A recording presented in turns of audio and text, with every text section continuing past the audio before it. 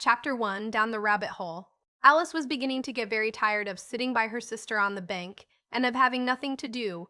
Once or twice she had peeped into the book her sister was reading, but it had no pictures or conversations in it. And what is the use of a book, thought Alice, without pictures or conversations? So she was considering in her own mind, as well as she could, for the hot day made her feel very sleepy and stupid, whether the pleasure of making a daisy chain would be worth the trouble of getting up and picking daisies, when suddenly a white rabbit peeked toward Canam. There was nothing so very remarkable in that. Nor did Alice think it so very much out of the way to hear the rabbit say to itself, oh dear, I shall be late. When she thought it over afterwards, it occurred to her that she ought to have wondered at this, but at the time it all seemed quite natural. But when the rabbit actually took a watch out of its waistcoat pocket and looked at it and then hurried on, Alice started to her feet. For it flashed across her mind that she had never before seen a rabbit with either waistcoat pocket or a watch to take out of it, and burning with curiosity, she ran across the field after it waistcoat pocket or a pocket take it out of it, and burning with courage the tuwaze. In another moment down went Alice after it, never once considering how in the world she was to get out again. The rabbit hole went straight on like a tunnel for some way and then dipped suddenly down, so suddenly that Alice had not a moment to think about stopping herself before she found herself falling down a very deep well. Either the well was very deep, or she fell very slowly, for she had plenty of time as she went down to look about her and to wonder what was going to happen next. First, she tried to look down and make out what she was coming to, but it was too dark to see anything. Then she looked at the sides of the well and noticed that they were filled with cupboards and bookshelves. Here and there she saw maps and pictures hung upon pegs. She took down a jar from one of the shelves as she passed. It was labeled orangey marmalade, but to her great disappointment, it was empty. She did not like to drop the jar for fear of killing somebody underneath, so managed to put it into one of the cupboards as she fell past it. Well, thought Alice to herself, after such a fall as this, I shall think nothing of tumbling downstairs. How brave they'll all think me at home. Why, I wouldn't say anything about it even if I fell off the top of the house. Which was very likely true. Down, down, down. With the fall never come to an end. I wonder how many miles I've fallen by this time, she said aloud. I must be getting somewhere near the center of the earth. Let me see, that would be 4,000 miles down, I think. For, you see, Alice had learnt several things of this sort in her lessons in the schoolroom, and though this was not very good opportunity for showing off her knowledge, as there was no one to listen to her, still it was good practice to say it over. Yes, that's about the right distance, but then I wonder what latitude or longitude I've got. Alice had no idea what latitude was, or longitude either, but thought they were nice grand words to say. Presently she began. I wonder if I shall fall right through the earth. How funny it'll seem to come out among the people that walk with their heads downward. The antipathies, I think. She was rather glad their was no one listening, this time, as it didn't sound at all the right word. But I shall have to ask them what the name of the country is, you know. Please, ma'am, is this New Zealand or Australia? And she tried to curtsy as she spoke fancy, curtsying, as you're falling through the air. Do you think you could manage it? And what an ignorant little girl she'll think me for asking.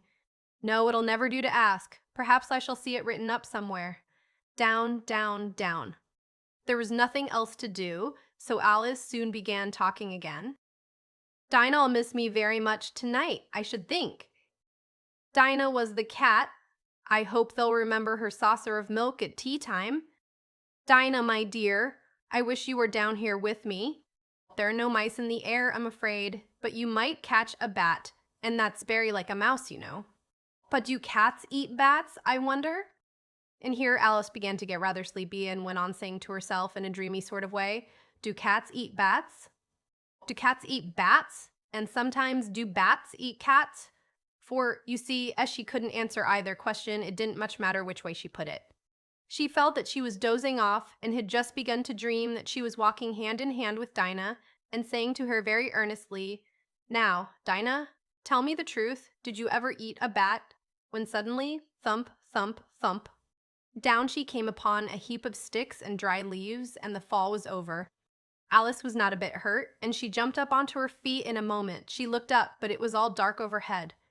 Before her was another long passage, and the White Rabbit was still in sight, hurrying down it. There was not a moment to be lost. Away went Alice like the wind, and was just in time to hear it say, as it turned a corner, "Oh, my ears and whiskers, how late it's getting."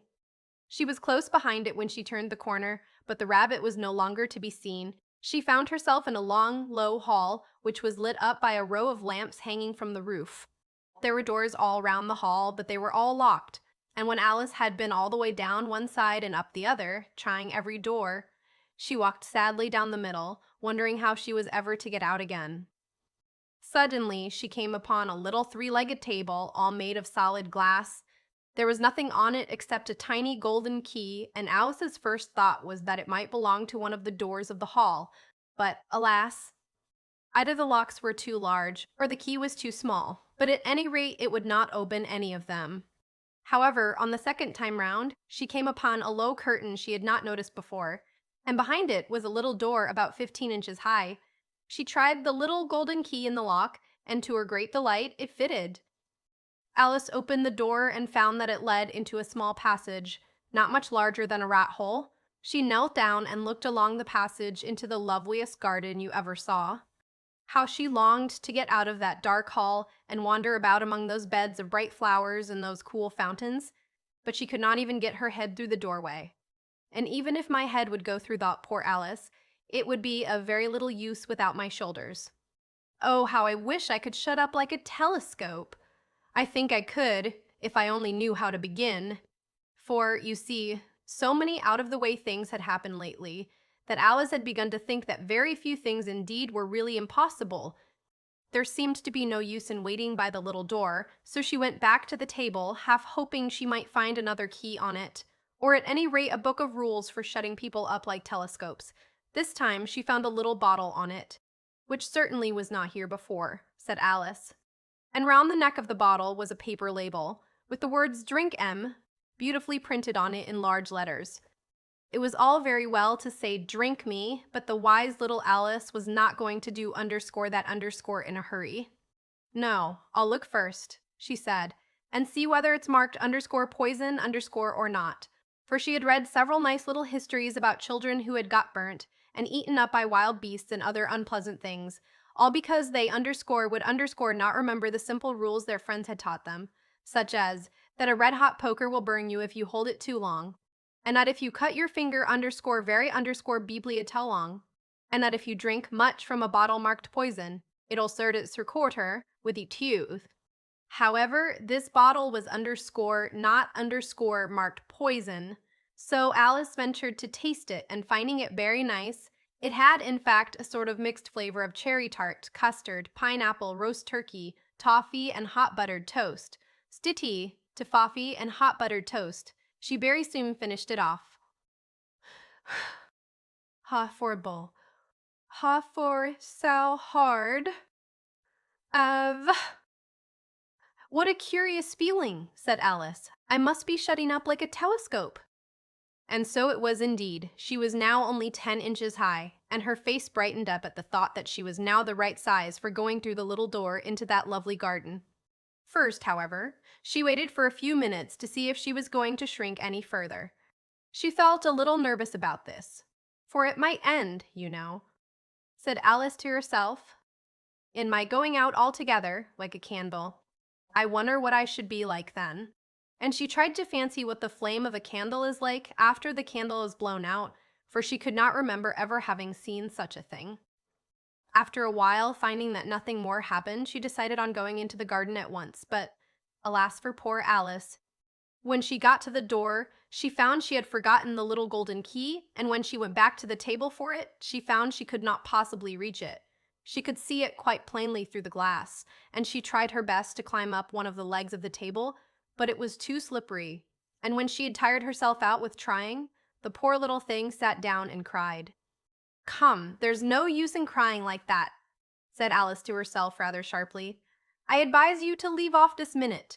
She generally gave herself very good advice, though she very seldom followed it, and sometimes she scolded herself so severely as to bring tears into her eyes. And once she remembered trying to box her own ears for having cheated herself in a game of croquet she was playing against herself, for this curious child was very fond of pretending to be two people. But it's no use now, thought poor Alice, to pretend to be two people. Why, there's hardly enough of me left to make _1_ respectable person.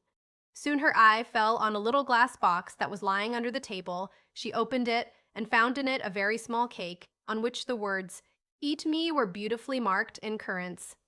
"Well, I'll eat it," said Alice, "and if it makes me grow larger, I can reach the key, and if it makes me grow smaller, I can creep under the door, so either way I'll get into the garden, and I don't care which happens." She ate a little bit and said anxiously to herself, "Which way? Which way?" holding her hand on the top of her head to feel which way it was growing, and she was quite surprised to find that she remained the same size. To be sure, this generally happens when one eats cake. But Alice had got so much into the way of expecting nothing but out of the way things to happen that it seemed quite dull and stupid for life to go on in the common way. So she set to work and very soon finished off the cake. Chapter 2. "The pool of tears, curiouser and curiouser," cried Alice. She was so much surprised that for the moment she quite forgot how to speak good English. "Now I'm opening out like the largest telescope that ever was. Goodbye, feet." For when she looked down at her feet, they seemed to be almost out of sight, they were getting so far off. "Oh, my poor little feet. I wonder who will put on your shoes and stockings for you now, dears. I'm sure I shan't be able. I shall be a great deal too far off to trouble myself about you. You must manage the best way you can." "But I must be kind to them," thought Alice, "or perhaps they won't walk the way I want to go. Let me see, I'll give them a new pair of boots every Christmas." And she went on planning to herself how she would manage it. "They must go by the carrier," she thought, "and how funny it'll seem, sending presents to one's own feet. And how odd the directions will look.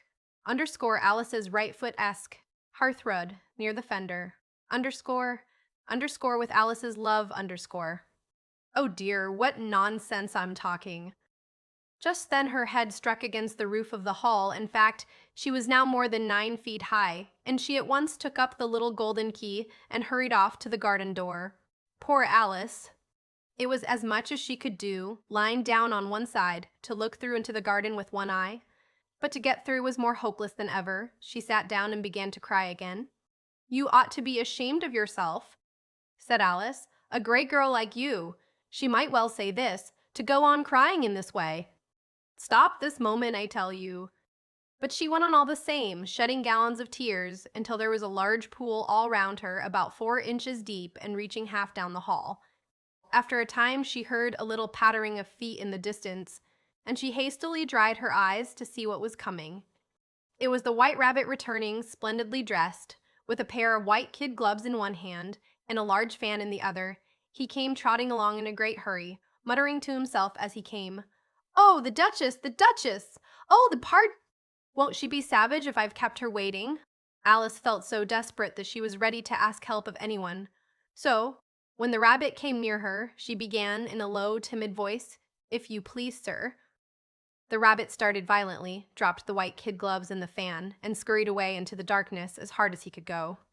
Alice took up the fan and gloves, and, as the hall was very hot, she kept fanning herself all the time she went on talking. "Dear, dear, how queer everything is today. And yesterday things went on just as usual. I wonder if I've been changed in the night? Let me think. Was I the same when I got up this morning? I almost think I can remember feeling a little different. But if I'm not the same, the next question is, who in the world am I? Ah, that's the great puzzle." And she began thinking over all the children she knew that were of the same age as herself, to see if she could have been changed for any of them. "I'm sure I'm not Ada," she said, "for her hair goes in such long ringlets, and mine doesn't go in ringlets at all. And I'm sure I can't be Mabel, for I know all sorts of things, and she knows such a very little. Besides, she's she, and I, and oh dear, how puzzling it all is. I'll try if I know all the things I used to know. Let me see. 4 times 5 is 12, and 4 times 6 is 13, and 4 times 7 is oh dear. I shall never get to 20 at that rate. However, the multiplication table doesn't signify. Let's try geography. London is the capital of Paris, and Paris is the capital of Rome. And Rome, no, underscore that's underscore all wrong, I'm certain. I must have been changed for Mabel. I'll try and say underscore how doth the little underscore tam.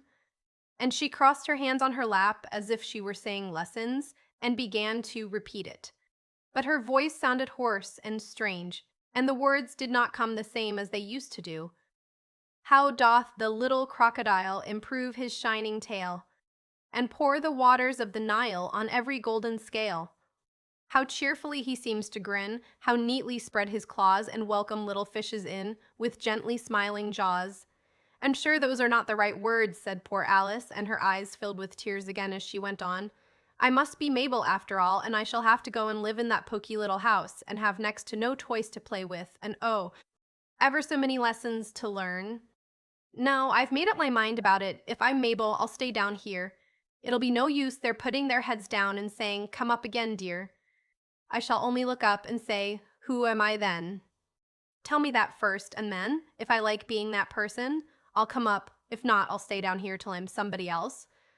But, oh dear, cried Alice, with a sudden burst of tears, I do wish they underscore would underscore put their heads down. I am so underscore, very underscore tired of being all alone here. As she said this, she looked down at her hands, and was surprised to see that she had put on one of the rabbit's little white kid gloves while she was talking. How underscore can underscore I have done that, she thought. I must be growing small again. She got up and went to the table to measure herself by it, and found that, as nearly as she could guess, she was now about 2 feet high, and was going on shrinking rapidly. She soon found out that the cause of this was the fan she was holding, and she dropped it hastily, just in time to avoid shrinking away altogether. That underscore was underscore a narrow escape, said Alice, a good deal frightened at the sudden change, but very glad to find herself still in existence. And now for the garden. And she ran with all speed back to the little door, but alas, the little door was shut again, and the little golden key was lying on the glass table as before. And things are worse than ever, thought the poor child, for I never was so small as this before. Never! And I declare it's too bad that it is. As she said these words, her foot slipped, and in another moment, splash, she was up to her chin in salt water. Her first idea was that she had somehow fallen into the sea, and in that case, I can go back by railway, she said to herself. Alice had been to the seaside once in her life and had come to the general conclusion that wherever you go to on the English coast, you find a number of bathing machines in the sea. Some children digging in the sand with wooden spades, then a row of lodging houses, and behind them a railway station. However, she soon made out that she was in the pool of tears which she had wept when she was 9 feet high. I wish I hadn't cried so much, said Alice as she swam about, trying to find her way out. I shall be punished for it now, I suppose, by being drowned in my own tears. That underscore will underscore be a queer thing, to be sure. However, everything is queer today. Just then she heard something splashing about in the pool a little way off, and she swam nearer to make out what it was. At first she thought it must be a walrus or hippopotamus, but then she remembered how small she was now, and she soon made out that it was only a mouse that had slipped in like herself. Would it be of any use now, thought Alice, to speak to this mouse? Everything is so out of the way down here that I should think very likely it can talk. At any rate, there's no harm in trying. So she began, "Oh, mouse, do you know the way out of this pool? I am very tired of swimming about here, oh mouse." Alice thought this must be the right way of speaking to a mouse. She had never done such a thing before, but she remembered having seen in her brother's Latin grammar, a mouse of a mouse to a mouse, oh, mouse. The mouse looked at her rather inquisitively and seemed to her to wink with one of its little eyes, but it said nothing. Perhaps it doesn't understand English, thought Alice. I dare say it's a French mouse come over with William the Conqueror. For, with all her knowledge of history, Alice had no very clear notion how long ago anything had happened, so she began again, "L'où established machete," which was the first sentence in her French lesson book. The mouse gave a sudden leap out of the water and seemed to quiver all over with fright. "Oh, I beg your pardon," cried Alice hastily. afraid that she had hurt the poor animal's feelings. I quite forgot you didn't like cats. Not like cats, cried the mouse in a shrill, passionate voice. Would underscore you underscore like cats if you were me? Well, perhaps not, said Alice in a soothing tone. Don't be angry about it. And yet, I wish I could show you our cat Dinah. I think you'd take a fancy to cats if you could only see her. She is such a dear, quiet thing, Alice went on, half to herself, as she swam lazily about in the pool. And she sits purring so nicely by the fire, licking her paws and washing her face, and she is such a nice, soft thing to nurse. And she is such a capital one for catching mice. Oh, I beg your pardon, cried Alice again, for this time the mouse was bristling all over, and she felt certain it must be really offended. We won't talk about her any more if you'd rather not. We indeed, cried the mouse, who was trembling down to the end of his tail. As if underscore I underscore would talk on such a subject. Our family always underscore hated underscore cats, nasty, low, vulgar things. Don't let me hear the name again. I won't indeed, said Alice in a great hurry to change the subject of conversation. Are you fond of dogs? The mouse did not answer, so Alice went on eagerly. There is such a nice little dog near our house. I should like to show you. A little bright-eyed terrier, with oh, such long curly brown hair. And it'll fetch things when you throw them, and it'll sit up and beg for its dinner, and all sorts of things. I can't remember half of them, and it belongs to a farmer, And he says it's so useful, it's worth £100. He says it kills all the rats. And oh dear, cried Alice in a sorrowful tone, I'm afraid I've offended it again. For the mouse was swimming away from her as hard as it could go, and making quite a commotion in the pool as it went. So she called softly after it, Mouse dear, do come back again, and we won't talk about cats or dogs either if you don't like them.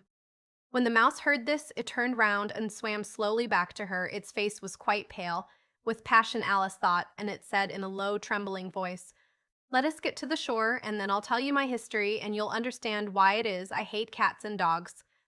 It was high time to go, for the pool was getting quite crowded with the birds and animals that had fallen into it. There were a duck and a doe, a lory and a deaglet, and several a moral of the caseriot. Alice led the way, and the whole party swam to the shore. Chapter 3. A caucus race and a long tail. They were indeed a queer-looking party that assembled on the bank, the birds with draggled feathers, the animals with their fur clinging close to them, and all dripping wet, cross, and uncomfortable. The first question, of course, was how to get dry again. They had a consultation about this, and after a few minutes, it seemed quite natural to Alice to find herself talking familiarly with them as if she had known them all her life. Indeed, she had quite a long argument with the lory, who at last turned sulky, and would only say, I am older than you, and must know better. And this Alice would not allow without knowing how old it was, and as the lory positively refused to tell its age, there was no more to be said. At last, the mouse, who seemed to be a person of authority among them, called out, Sit down, all of you, and listen to me. I'll underscore soon, make you dry enough. They all sat down at once, in a large ring, with the mouse in the middle. Alice kept her eyes anxiously fixed on it, for she felt sure she would catch a bad cold if she did not get dry very soon. Ahem, said the mouse with an important air. Are you all ready? This is the driest thing I know. Silence all round, if you please. William the Conqueror, whose cause was favored by the Pope, was soon submitted to by the English, who wanted leaders, and had been of late much accustomed to usurpation and conquest. Edwin and Morcar, the Earls of Mercia and Northumbria, ugh, said the lory with a shiver. I beg your pardon, said the mouse, frowning, but very politely. Did you speak? Not I, said the lory hastily. I thought you did, said the mouse. I proceed. Edwin and Morcar, the Earls of Mercia and Northumbria, declared for him, and even Stigand, the patriotic Archbishop of Canterbury. Found it advisable. Found underscore what underscore, said the duck. Found underscore it underscore, the mouse replied rather crossly. Of course you know what it means. I know what it means well enough. When underscore I underscore find a thing, said the duck, it's generally a frog or a worm. The question is, what did the Archbishop find? The mouse did not notice this question, but hurriedly went on. Found it advisable to go with Edgar Atheling to meet William and offer him the crown. William's conduct at first was moderate, but the insolence of his Normans, how are you getting on now, my dear? It continued, turning to Alice as it spoke. As wet as ever, said Alice in a melancholy tone. It doesn't seem to dry me at all. In that case, said the dodo solemnly, rising to its feet, I move that the meeting adjourn for the immediate adoption of more energetic remedies. Speak English, said the eagle. I don't know the meaning of half those long words, and, what's more, I don't believe you do either. And the eagle bent down its head to hide a smile. Some of the other birds tittered audibly. What I was going to say, said the dodo in an offended tone, was that the best thing to get us dry would be a caucus race. What underscore is underscore a caucus race? Said Alice. Not that she wanted much to know, but the dodo had paused as if it thought that underscore somebody underscore ought to speak, and no one else seemed inclined to say anything. Why, said the dodo, the best way to explain it is to do it. And, as you might like to try the thing yourself, some winter day I will tell you how the dodo managed it. First it marked out a race course in a sort of circle, the exact shape doesn't matter, it said. Then all the party were placed along the course, here and there. There was no 1, 2, 3, and away, but they began running when they liked, and left off when they liked, so that it was not easy to know when the race was over. However, when they had been running half an hour or so and were quite dry again, the dodo suddenly called out, "The race is over," and they all crowded round it, panting and asking, "But who has won?" This question the dodo could not answer without a great deal of thought, and it sat for a long time with one finger pressed upon its forehead, the position in which you usually see Shakespeare in the pictures of him, while the rest waited in silence. At last the dodo said, "Underscore, everybody underscore has won, and all must have prizes." "But who is to give the prizes?" quite a chorus of voices asked. "Why, underscore she, underscore, of course," said the dodo, pointing to Alice with one finger. And the whole party at once crowded round her, calling out in a confused way, "Prizes! Prizes!" Alice had no idea what to do, and in despair she put her hand in her pocket and pulled out a box of comfits, luckily the salt water had not got into it, and handed them round as prizes.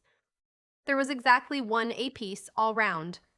"But she must have a prize herself, you know," said the mouse. "Of course," the dodo replied very gravely. "What else have you got in your pocket?" he went on, turning to Alice.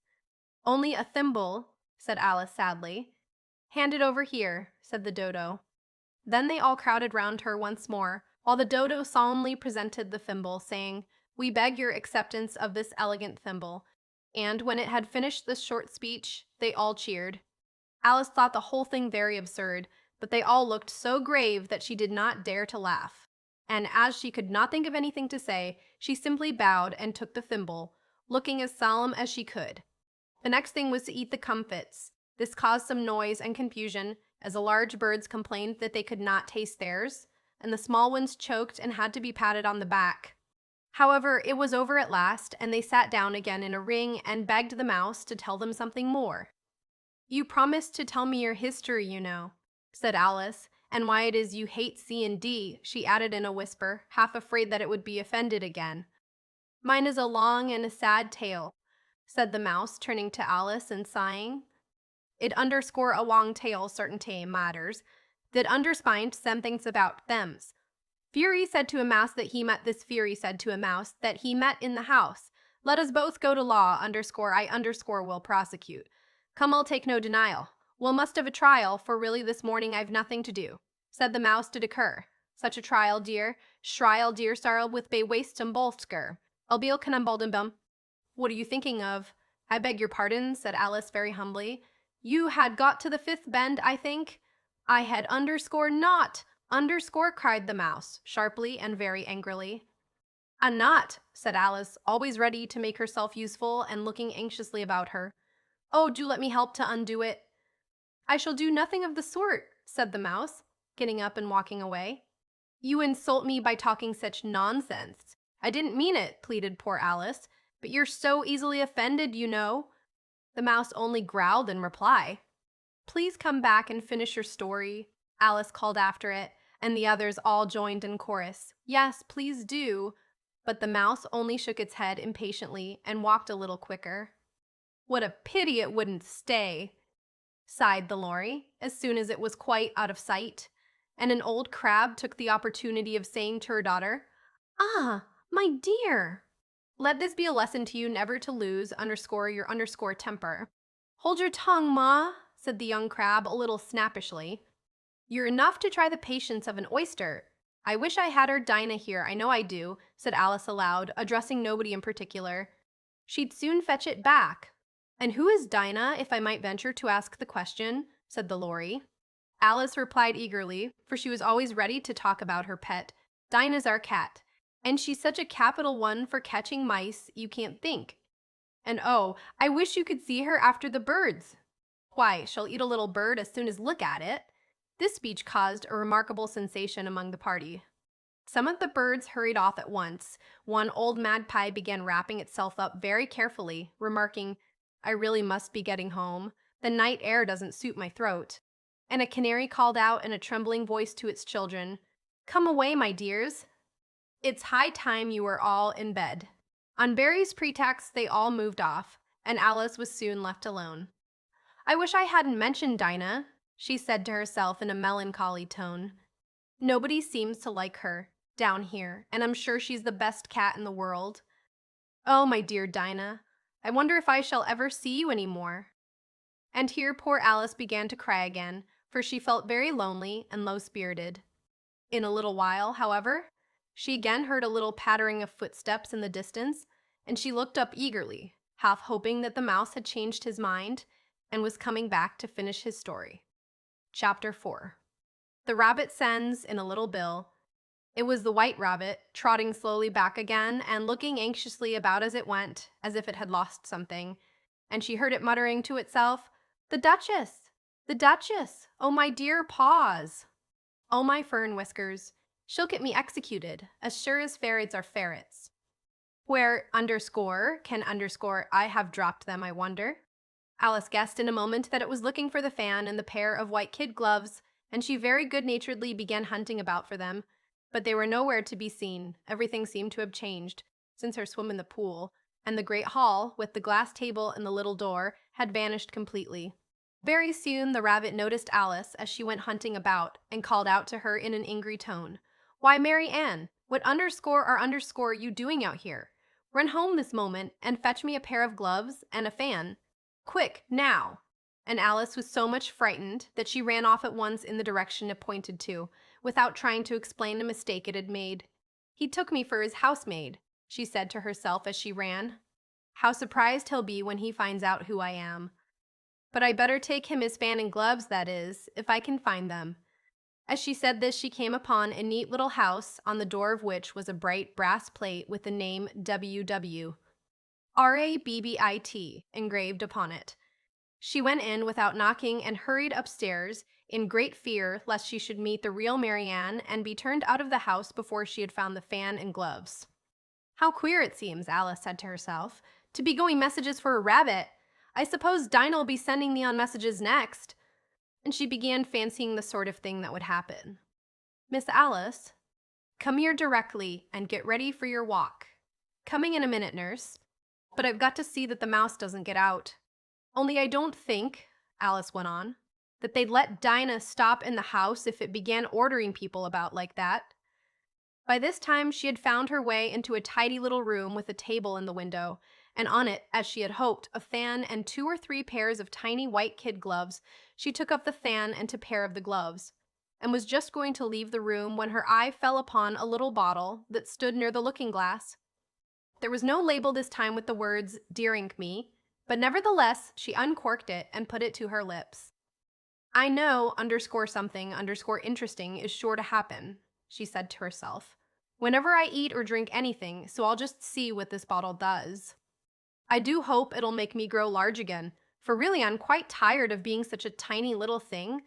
It did so indeed, and much sooner than she had expected. Before she had drunk half the bottle, she found her head pressing against the ceiling and had to stoop to save her neck from being broken.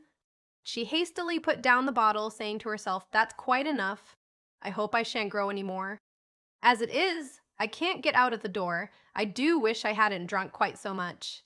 Alas, it was too late to wish that. She went on growing and growing, and very soon had to kneel down on the floor. In another minute, there was not even room for this. And she tried the effect of lying down with one elbow against the door, and the other arm curled round her head. Still, she went on growing, and as a last resource, she put one arm out of the window and one foot up the chimney, and said to herself, "Now I can do no more, whatever happens. What underscore will underscore become of me?" Luckily for Alice, the little magic bottle had now had its full effect, and she grew no larger. Still, it was very uncomfortable, and, as there seemed to be no sort of chance of her ever getting out of the room again, no wonder she felt unhappy. It was much pleasanter at home, thought poor Alice, when one wasn't always growing larger and smaller and being ordered about by mice and rabbits. I almost wish I hadn't gone down that rabbit hole, and yet, it's rather curious, you know? This sort of life, I do wonder what underscore can underscore have happened to me. When I used to read fairy tales, I fancied that kind of thing never happened, and now here I am in the middle of one. There ought to be a book written about me, that there ought. And when I grow up, I'll write one, but I'm grown up now, she added in a sorrowful tone. At least there's no room to grow up any more underscore here underscore. But then, thought Alice, shall I underscore never underscore get any older than I am now? That'll be a comfort. One way never to be an old woman, but then always to have lessons to learn. Oh, I shouldn't like underscore that. Underscore, oh, you foolish Alice, she answered herself.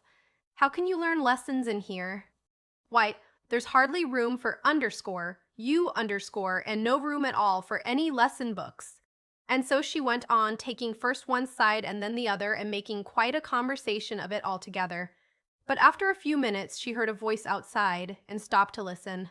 "Mary Ann, Mary Ann," said the voice. "Fetch me my gloves this moment." Then came a little pattering of feet on the stairs. Alice knew it was the rabbit coming to look for her, and she trembled till she shook the house, quite forgetting that she was now about 1,000 times as large as the rabbit, and had no reason to be afraid of it. Presently the rabbit came up to the door and tried to open it, but as the door opened inwards and Alice's elbow was pressed hard against it, that attempt proved a failure. Alice heard it say to itself, "Then I'll go round and get in at the window." Underscore. That underscore you won't, thought Alice. And after waiting till she fancied she heard the rabbit just under the window, she suddenly spread out her hand and made a snatch in the air. She did not get hold of anything, but she heard a little shriek and a fall and a crash of broken glass, from which she concluded that it was just possible it had fallen into a cucumber frame or something of the sort. Next came an angry voice, the rabbit's Pat. "Pat, where are you?" And then a voice she had never heard before, "Sure, then I'm here, digging for apples, your honor. Digging for apples, honor. Digging for apples indeed," said the rabbit angrily. "Here, come and help me out of underscore this. Underscore sounds of more broken glass. Now tell me, Pat, what's that in the window?" "Sure, it's an arm, your honor." He pronounced it arum. "An arm, you goose. Who ever saw one that size?" "Why, it fills the whole window." "Sure it does, your honor, but it's an arm for all that." "Well, it's got no business there. At any rate, go and take it away." There was a long silence after this, and Alice could only hear whispers now and then, such as, "Sure, I don't like it, your honor, at all, at all." "Do as I tell you, coward." And at last she spread out her hand again and made another snatch in the air. This time there were underscore two underscore little shrieks and more sounds of broken glass. What a number of cucumber frames there must be, thought Alice. I wonder what they'll do next. As for pulling me out of the window, I only wish they underscore could. Underscore, I'm sure underscore, I underscore don't want to stay in here any longer. She waited for some time without hearing anything more. At last came a rumbling of little cartwheels, and the sound of a good many voices all talking together. She made out the words, "Where's the other ladder? Why, I hadn't to bring but one. Bill's got the other bill." "Fetch it here, lad. Here, put 'em up at this corner." "No, tie 'em together first. They don't reach half high enough yet." "Oh, they'll do well enough. Don't be particular here, Bill. Catch hold of this rope. Will the roof bear? Mind that loose slate. Oh, it's coming down. Heads below." A loud crash. "Now who did that? It was Bill, I fancy. Who's to go down the chimney?" Nay, underscore I underscore shan't. Underscore you underscore do it underscore that underscore I won't. Then, Bill's to go down here, Bill. The master says you're to go down the chimney. Oh, so Bill's got to come down the chimney, has he? Said Alice to herself. Shy. They seem to put everything upon Bill. I wouldn't be in Bill's place for a good deal. This fireplace is narrow, to be sure, but I underscore think underscore I can kick a little. She drew her foot as far down the chimney as she could and waited till she heard a little animal. She couldn't guess of what sort it was, scratching and scrambling about in the chimney close above her. Then, saying to herself, "This is Bill," she gave one sharp kick and waited to see what would happen next. The first thing she heard was a general chorus of "There goes Bill!" Then the rabbit's voice along, "Catch him, you by the hedge!" Then silence, and then another confusion of voices, "Hold up his head, Brandy, now don't choke him. How was it, old fellow? What happened to you?" "Tell us all about it!" Last came a little feeble squeaking voice. "That's Bill," thought Alice. "Well, I hardly know no more, thank ye. I'm better now, but I'm a deal too flustered to tell you. All I know is, something comes at me like a jack-in-the-box, and up I goes like a skyrocket." "So you did, old fellow," said the others. "We must burn the house down," said the rabbit's voice, and Alice called out as loud as she could, "If you do, I'll set Dinah at you." There was a dead silence instantly, and Alice thought to herself, "I wonder what they underscore will underscore do next. If they had any sense, they'd take the roof off." After a minute or two, they began moving about again, and Alice heard the rabbit say, "A barrelful will do to begin with." A barrelful of underscore what? Underscore, thought Alice. But she had not long to doubt, for the next moment a shower of little pebbles came rattling in at the window, and some of them hit her in the face. "I'll put a stop to this," she said to herself, and shouted out, "You'd better not do that again," which produced another dead silence. Alice noticed with some surprise that the pebbles were all turning into little cakes as they lay on the floor, and a bright idea came into her head. "If I eat one of these cakes," she thought, "it's sure to make underscore some underscore change in my size, and as it can't possibly make me larger, it must make me smaller, I suppose." So she swallowed one of the cakes and was delighted to find that she began shrinking directly. As soon as she was small enough to get through the door, she ran out of the house and found quite a crowd of little animals and birds waiting outside. The poor little lizard, Bill, was in the middle, being held up by two guinea pigs who were giving it something out of a bottle. They all made a rush at Alice the moment she appeared, but she ran off as hard as she could and soon found herself safe in a thick wood. "The first thing I've got to do," said Alice to herself as she wandered about in the wood, "is to grow to my right size again, and the second thing is to find my way into that lovely garden. I think that will be the best plan." It sounded an excellent plan, no doubt, and very neatly and simply arranged. The only difficulty was that she had not the smallest idea how to set about it, and while she was peering about anxiously among the trees, a little sharp bark just over her head made her look up in a great hurry. An enormous puppy was looking down at her with large round eyes and feebly stretching out one paw, trying to touch her. "Poor little thing," said Alice in a coaxing tone, and she tried hard to whistle to it, but she was terribly frightened all the time at the thought that it might be hungry, in which case it would be very likely to eat her up in spite of all her coaxing. Hard this it stack it, but then how'd I'll dodge at bided white ID to asphalt tine, a great thistles to keep Hory for self from being run over, and the moment she appeared on the other side the stick, and the tumbled head of him an old bike car corner car cord for that is sudden epizanavic mabac and a all back. This seemed to Alice a good opportunity for making her escape. So she set off at once and ran till she was quite tired and out of breath, until the puppy's bark sounded quite faint in the distance. "And yet, what a dear little puppy it was," said Alice, as she leant against a buttercup to rest herself and fanned herself with one of the leaves. "I should have liked teaching it tricks very much if I'd only been the right size to do it. Oh dear, I'd nearly forgotten that I've got to grow up again. Let me see how underscore is underscore it to be managed. I suppose I ought to eat or drink something or other, but the great question is, what? The great question certainly was, what? The great question certainly was, what?" Alice looked all round her at the flowers and the blades of grass, but she did not see anything that looked like the right thing to eat or drink under the circumstances. There was a large mushroom growing near her about the same height as herself, and when she had looked under it, and on both sides of it and behind it, it occurred to her that she might as well look and see what was on the top of it.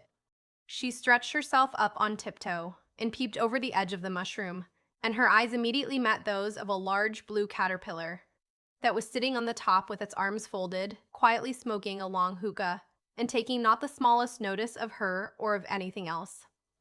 Chapter 5. Advice from a Caterpillar. The caterpillar and Alice looked at each other for some time in silence. At last the caterpillar took the hookah out of its mouth and addressed her in a languid, sleepy voice. "Who are underscore you?" Underscore, said the caterpillar. This was not an encouraging opening for a conversation. Alice replied rather shyly, I hardly know, sir. Just at present, at least I know who I underscore was underscore when I got up this morning, but I think I must have been changed several times since then." "What do you mean by that?" said the caterpillar sternly. "Explain yourself." "I can't explain underscore myself, underscore, I'm afraid, sir," said Alice, "because I'm not myself, you see." "I don't see," said the caterpillar. "I'm afraid I can't put it more clearly," Alice replied very politely, "for I can't understand it myself to begin with, and being so many different sizes in a day is very confusing." "It isn't," said the caterpillar. "Well, perhaps you haven't found it so yet," said Alice, "but when you have to turn into a chrysalis you will some day, you know, and then after that into a butterfly. I should think you'll feel it a little queer, won't you?" "Not a bit," said the caterpillar. "Well, perhaps your feelings may be different," said Alice. "All I know is, it would feel very queer to underscore me underscore you," said the caterpillar contemptuously. "Who are underscore you?" Underscore, which brought them back again to the beginning of the conversation. Alice felt a little irritated at the caterpillars making such underscore very underscore short remarks, and she drew herself up and said very gravely, "I think you ought to tell me who underscore you underscore are first." "Why?" said the caterpillar. Here was another puzzling question, and as Alice could not think of any good reason, and as the caterpillar seemed to be in a underscore very underscore unpleasant state of mind, she turned away. "Come back," the caterpillar called after her. "I've something important to say." This sounded promising. Certainly, Alice turned and came back again. "Keep your temper," said the caterpillar. "Is that all?" said Alice, swallowing down her anger as well as she could. "No," said the caterpillar. Alice thought she might as well wait, as she had nothing else to do, and perhaps after all it might tell her something worth hearing. For some minutes it puffed away without speaking, but at last it unfolded its arms, took the hookah out of its mouth again, and said, "So you think you're changed, do you?" "I'm afraid I am, sir," said Alice. "I can't remember things as I used, and I don't keep the same size for 10 minutes together.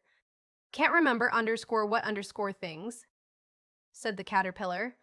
"Well, I've tried to say, 'How doth the little busy bee?' but it all came different."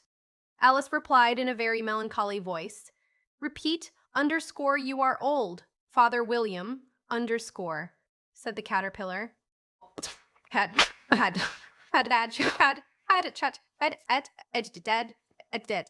you think I can listen all day to such stuff? Be off, or I'll kick you downstairs." "That is not said right," said the caterpillar. "Not underscore quite underscore right, I'm afraid," said Alice timidly. "Some of the words have got altered." "It is wrong from beginning to end," said the caterpillar decidedly, and there was silence for some minutes. The caterpillar was the first to speak. "What size do you want to be?" it asked. "Oh, I'm not particular as to size," Alice hastily replied. "Only one doesn't like changing so often, you know." "I underscore don't underscore know," said the caterpillar. Alice said nothing. She had never been so much contradicted in her life before, and she felt that she was losing her temper. "Are you content now?" said the caterpillar.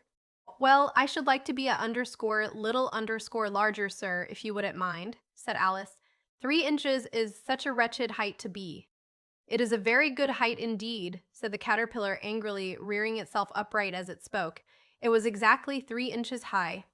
"But I'm not used to it," pleaded poor Alice in a piteous tone. And she thought of herself, I wish the creatures wouldn't be so easily offended. You'll get used to it in time, said the caterpillar, and it put the hookah into its mouth and began smoking again. This time, Alice waited patiently until it chose to speak again. In a minute or two, the caterpillar took the hookah out of its mouth and yawned once or twice and shook itself. Then it got down off the mushroom and crawled away in the grass, merely remarking as it went, "One side will make you grow taller, and the other side will make you grow shorter." One side of underscore what? Underscore the other side of underscore what?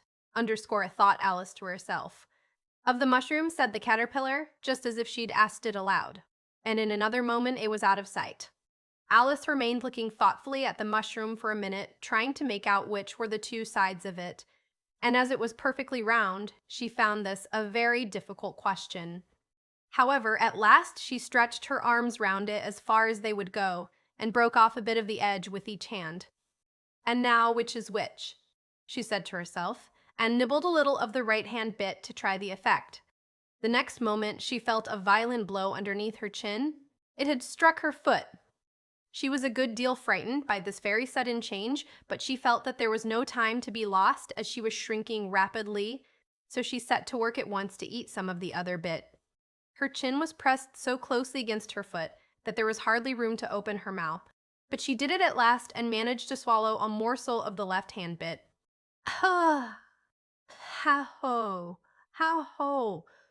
Dump of my head's free at last," said Alice in a tone of delight, which changed into alarm in another moment, when she found that her shoulders were nowhere to be found. All she could see when she looked down was an immense length of neck, which seemed to rise like a stalk out of a sea when she looked down, was an immense length of neck, which seemed to rise like a stalk out of a sea of green leaves that lay far below her. "What underscore can underscore all that green stuff be?" said Alice. "And where underscore have underscore my shoulders got to? And oh, my poor hands, how is it I can't see you?" She was moving them about as she spoke, but no result seemed to follow, except a little shaking among the distant green leaves. As there seemed to be no chance of getting her hands up to her head, she tried to get her head down to them, and was delighted to find that her neck would bend about easily in any direction, like a serpent. She had just succeeded in curving it down into a graceful zigzag and was going to dive in among the leaves, which she found to be nothing but the tops of the trees under which she had been wandering, when a sharp hiss made her draw back in a hurry. A large pigeon had flown into her face and was beating her violently with its wings. "Serpent," screamed the pigeon. "I'm underscore, not underscore, a serpent," said Alice indignantly. "Let me alone." "Serpent, I say again," repeated the pigeon, but in a more subdued tone, and added with a kind of sob, "I've tried every way, and nothing seems to suit them." "I haven't the least idea what you're talking about," said Alice. "I've tried the roots of trees, and I've tried banks, and I've tried hedges," the pigeon went on, without attending to her. "But those serpents, there's no pleasing them." Alice was more and more puzzled, but she thought there was no use in saying anything more till the pigeon had finished. "As if it wasn't trouble enough hatching the eggs," said the pigeon. "But I must be on the lookout for serpents night and day. Why, I haven't had a wink of sleep these 3 weeks." "I'm very sorry you've been annoyed," said Alice, who was beginning to see its meaning. "And just as I'd taken the highest tree in the wood," continued the pigeon, raising its voice to a shriek, "and just as I was thinking I should be free of them at last, they must needs come wriggling down from the sky. Ugh, serpent." "But I'm underscore, not underscore a serpent, I tell you," said Alice. I'm a, well, underscore, what underscore are you?" said the pigeon. "I can see you're trying to invent something." I'm a little girl," said Alice, rather doubtfully, as she remembered the number of changes she had gone through that day. "A likely story indeed," said the pigeon in a tone of the deepest contempt. "I've seen a good many little girls in my time, but never underscore one underscore with such a neck as that. No, no, you're a serpent, and there's no use denying it. It's quite as packed by since I've believed." Alice crouched down among the trees as well as she could, for her neck kept getting entangled among the branches, and every now and then she had to stop and untwist it. After a while she remembered that she still held the pieces of mushroom in her hands, and she set to work very carefully, nibbling first at one and then at the other, and growing sometimes taller and sometimes shorter, until she had succeeded in bringing herself down to her usual height. It was so long since she had been anything near the right size that it felt quite strange at first, but she got used to it in a few minutes and began talking to herself, as usual. Come, there's half my plan done now. How puzzling all these changes are. I'm never sure what I'm going to be from one minute to another. However, I've got back to my right size. The next thing is to get into that beautiful garden. How underscore is underscore that to be done, I wonder? As she said this, she came suddenly upon an open place with a little house in it about 4 feet high. Whoever lives there, thought Alice, it'll never do to come upon them underscore this underscore size. Why, I should frighten them out of their wits. So she began nibbling at the right-hand bit again, and did not venture to go near the house till she had brought herself down to 9 inches high. Chapter 6.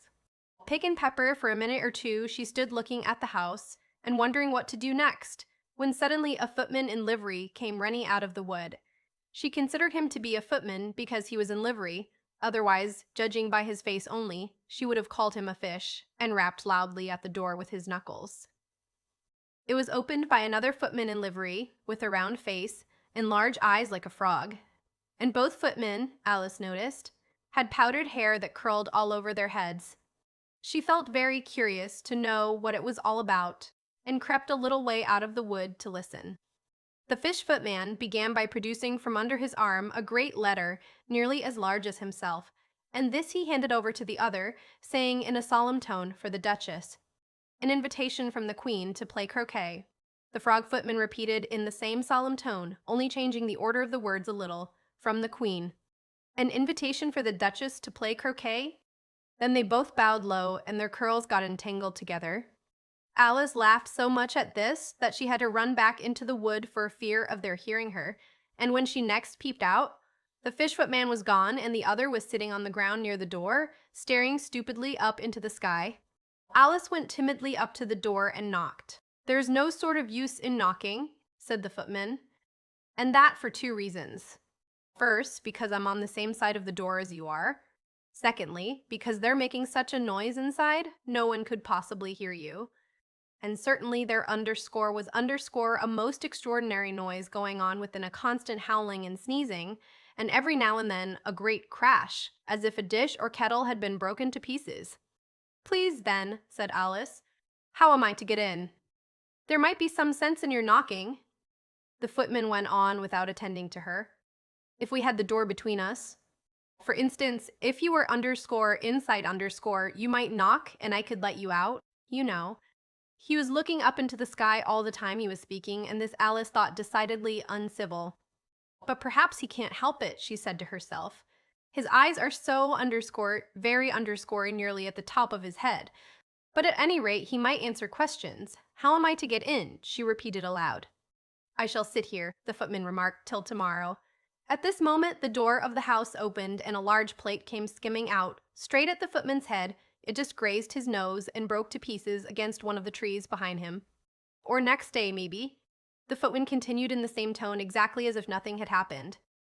"How am I to get in?" asked Alice again in a louder tone. "Underscore or underscore you to get in at all?" said the footman. "That's the first question, you know." It was, no doubt, only Alice did not like to be told so. "It's really dreadful," she muttered to herself, "the way all the creatures argue. It's enough to drive one crazy." The footman seemed to think this a good opportunity for repeating his remark, with variations. "I shall sit here," he said, on and off, for days and days. "But what am underscore I underscore to do?" said Alice. "Anything you like," said the footman, and began whistling. "Oh, there's no use in talking to him," said Alice desperately. "He's perfectly idiotic." And she opened the door and went in. The door led right into a large kitchen, which was full of smoke from one end to the other. The Duchess was sitting on a 3-legged stool in the middle, nursing a baby. The cook was leaning over the fire, stirring a large cauldron which seemed to be full of soup. "There's certainly too much pepper in that soup," Alice said to herself, as well as she could for sneezing. There was certainly too much of it in the air. Even the Duchess sneezed occasionally, and as for the baby, it was sneezing and howling alternately without a moment's pause. The only things in the kitchen that did not sneeze were the cook and a large cat which was sitting on the hearth and grinning from ear to ear. "Please, would you tell me," said Alice, a little timidly, for she was not quite sure whether it was good manners for her to speak first, "why your cat grins like that?" "It's a Cheshire cat," said the Duchess, "and that's why." "Pig!" She said the last word with such sudden violence that Alice quite jumped. But she saw in another moment that it was addressed to the baby and not to her, so she took courage and went on again. "I didn't know that Cheshire cats always grinned. In fact, I didn't know that cats underscore could underscore grin." "They all can," said the Duchess, "and most of 'em do." "I don't know of any that do," Alice said very politely, feeling quite pleased to have got into a conversation. "You don't know much," said the Duchess, "and that's a fact." Alice did not at all like the tone of this remark and thought it would be as well to introduce some other subject of conversation. While she was trying to fix on one, the cook took the cauldron of soup off the fire and at once set to work throwing everything within her reach at the Duchess, and the baby the fire urns came first. Then followed a shower of saucepans, plates, and dishes. The Duchess took no notice of them even when they hit her, and the baby was howling so much already that it was quite impossible to say whether the blows hurt it or not. "Oh, underscore, please, underscore, mind what you're doing," cried Alice, jumping up and down in an agony of terror. "Oh, there goes his underscore precious underscore nose," as an unusually large saucepan flew close by it and very nearly carried it off. "If everybody minded their own business," the Duchess said in a hoarse growl, "the world would go round a deal faster than it does." "Which would underscore not underscore be an advantage," said Alice, who felt very glad to get an opportunity of showing off a little of her knowledge. "Just think of what work it would make with the day and night. You see, the earth takes 24 hours to turn round on its axis." "Talking of axes," said the Duchess, "chop off her head." Alice glanced rather anxiously at the cook to see if she meant to take the hint. But the cook was busily stirring the soup and seemed not to be listening. So she went on again. 24 hours, I underscore think underscore. I underscore think underscore. Or, is it 12? Oh, don't bother underscore me underscore, said the Duchess. I never could abide figures. And with that she began nursing her child again, singing a sort of lullaby to it as she did so, and giving it a violent shake at the end of every line. "Speak roughly to your little boy, and beat him when he sneezes. He only does it to annoy, because he knows it teases." Chorus, in which the cook and the baby joined. Wow, wow, wow! While the Duchess sang the second verse of the song, she kept tossing the baby violently up and down, and the poor little thing howled so that Alice could hardly hear the words. "I speak severely to my boy, I beat him when he sneezes, for he can thoroughly enjoy the pepper when he pleases." Chorus. Wow, wow, wow! "Here, you may nurse it a bit if you like," the Duchess said to Alice, flinging the baby at her as she spoke. "I must go and get ready to play croquet with the Queen," and she hurried out of the room. The cook threw a frying pan after her as she went out, but it just missed her. Alice caught the baby with some difficulty, as it was a queer-shaped little creature, and held out its arms and legs in all directions. Just like a starfish, thought Alice. The poor little thing was snorting like a steam engine when she caught it, and kept doubling itself up and straightening itself out again, so that altogether, for the first minute or two, it was as much as she could do to hold it. As soon as she had made out the proper way of nursing it, which was to twist it up into a sort of knot, and then keep tight hold of its right ear and left foot so as to prevent its undoing itself, Susan carried it out into the open air. "If I don't take this child away with me," thought Alice, "they're sure to kill it in a day or two. Wouldn't it be murder to leave it behind?" She said the last words out loud, and the little thing grunted in reply. It had left off sneezing by this time. "Don't grunt," said Alice. "That's not at all a proper way of expressing yourself." The baby grunted again, and Alice looked very anxiously into its face to see what was the matter with it. There could be no doubt that it had a very turnip nose, much more like a snout than a real nose. Also, its eyes were getting extremely small for a baby. Altogether, Alice did not like the look of the thing at all. But perhaps it was only sobbing, she thought, and looked into its eyes again to see if there were any tears. No, there were no tears. "If you're going to turn into a pig, my dear," said Alice seriously, "I'll have nothing more to do with you. Mind now." The poor little thing sobbed again, or grunted, it was impossible to say which, and they went on for some while in silence. Alice was just beginning to think to herself, "Now, what am I to do with this creature when I get it home?" when it grunted again, so violently that she looked down into its face in some alarm. This time, there could be no underscore mistake about it. It was neither more nor less than a pig, and she felt that it would be quite absurd for her to carry it further. So she set the little creature down and felt quite relieved to see it trot away quietly into the wood. If it had grown up, she said to herself, it would have made a dreadfully ugly child, but it makes rather a handsome pig, I think.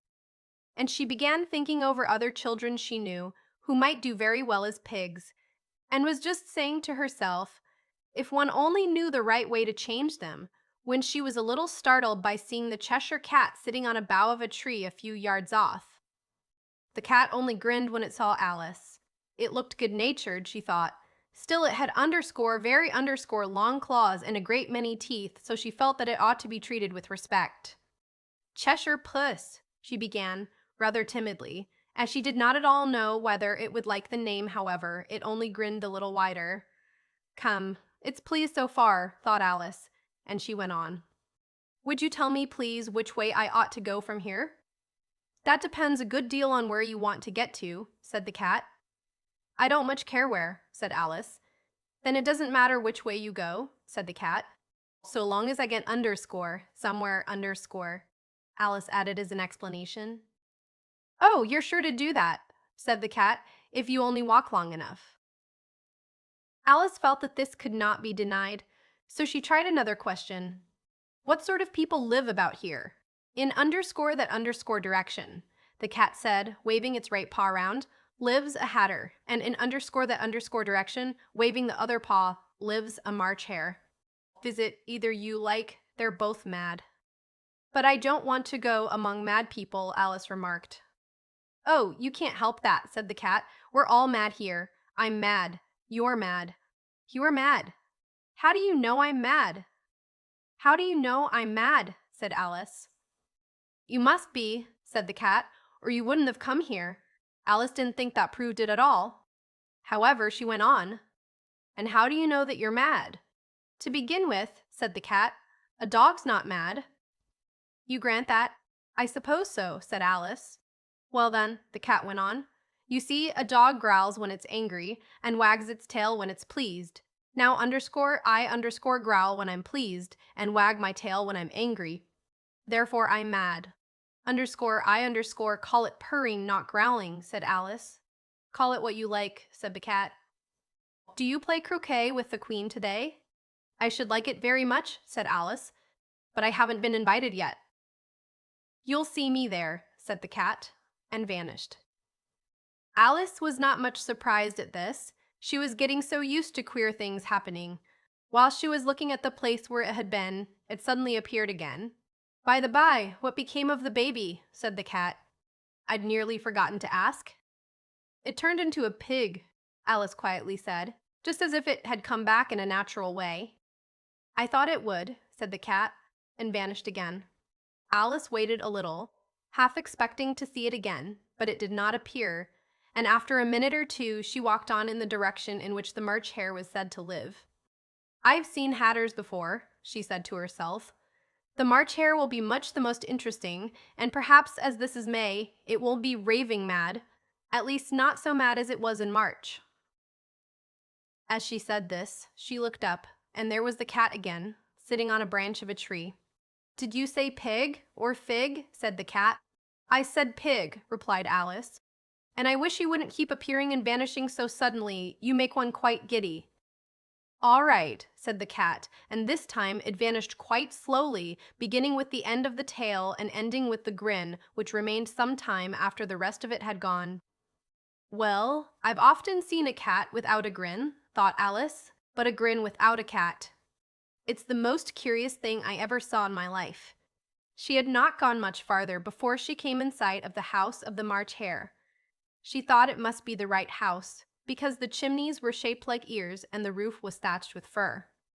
It was so large a house that she did not like to go nearer till she had nibbled some more of the left-hand bit of mushroom and raised herself to about 2 feet high. Even then, she walked up towards it rather timidly, saying to herself, "Suppose it should be raving mad after all. I almost wish I'd gone to see the Hatter instead." Chapter 7. A Mad Tea Party.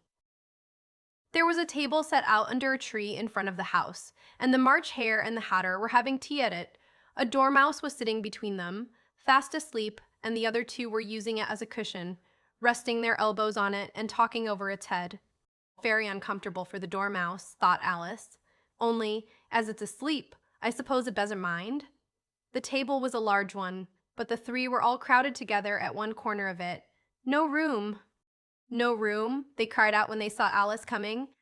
"There's plenty of room," said Alice indignantly, and she sat down in a large armchair at one end of the table. "Have some wine," the March Hare said in an encouraging tone. Alice looked all around the table, but there was nothing on it but tea. "I don't see any wine," she remarked. "There isn't any," said the March Hare. "Then it wasn't very civil of you to offer it," said Alice angrily. "It wasn't very civil of you to sit down without being invited," said the March Hare. "I didn't know it was your table," said Alice. "It's laid for a great many more than three." "Your hair wants cutting," said the Hatter. He had been looking at Alice for some time with great curiosity, and this was his first speech. "You should learn not to make personal remarks," Alice said with some severity. "It's very rude." The Hatter opened his eyes very wide on hearing this, but all he said was, "Why is a raven like a writing desk?" "Come, we shall have some fun now," thought Alice. "I'm glad they've begun asking riddles. I believe I can guess that," she added aloud. "Do you mean that you think you can find out the answer to it?" said the March Hare. "Exactly so," said Alice. "Then you should say what you mean," the March Hare went on. "I do," Alice hastily replied. At least, I mean what I say. That's the same thing, you know." "Not the same thing a bit," said the Hatter. "You might just as well say that I see what I eat is the same thing as I eat what I see." "You might just as well say," added the March Hare, "that I like what I get is the same thing as I get what I like." "You might just as well say," added the Dormouse, who seemed to be talking in his sleep, "that I breathe when I sleep is the same thing as I sleep when I breathe." "It underscores the tame thing with you," said the Hatter, and here the conversation dropped and the party sat silent for a minute while Alice thought over Ballad Rabin Traga Burple Fried said that smut. The Hatter was the first to break the silence. "What day of the month is it?" he said, turning to Alice. He had taken his watch out of his pocket and was looking at it uneasily, shaking it every now and then, and holding it to his ear. Alice considered a little, and then said, "The 4th. 2 days wrong," sighed the Hatter. "I told you butter wouldn't suit the works," he added, looking angrily at the March Hare.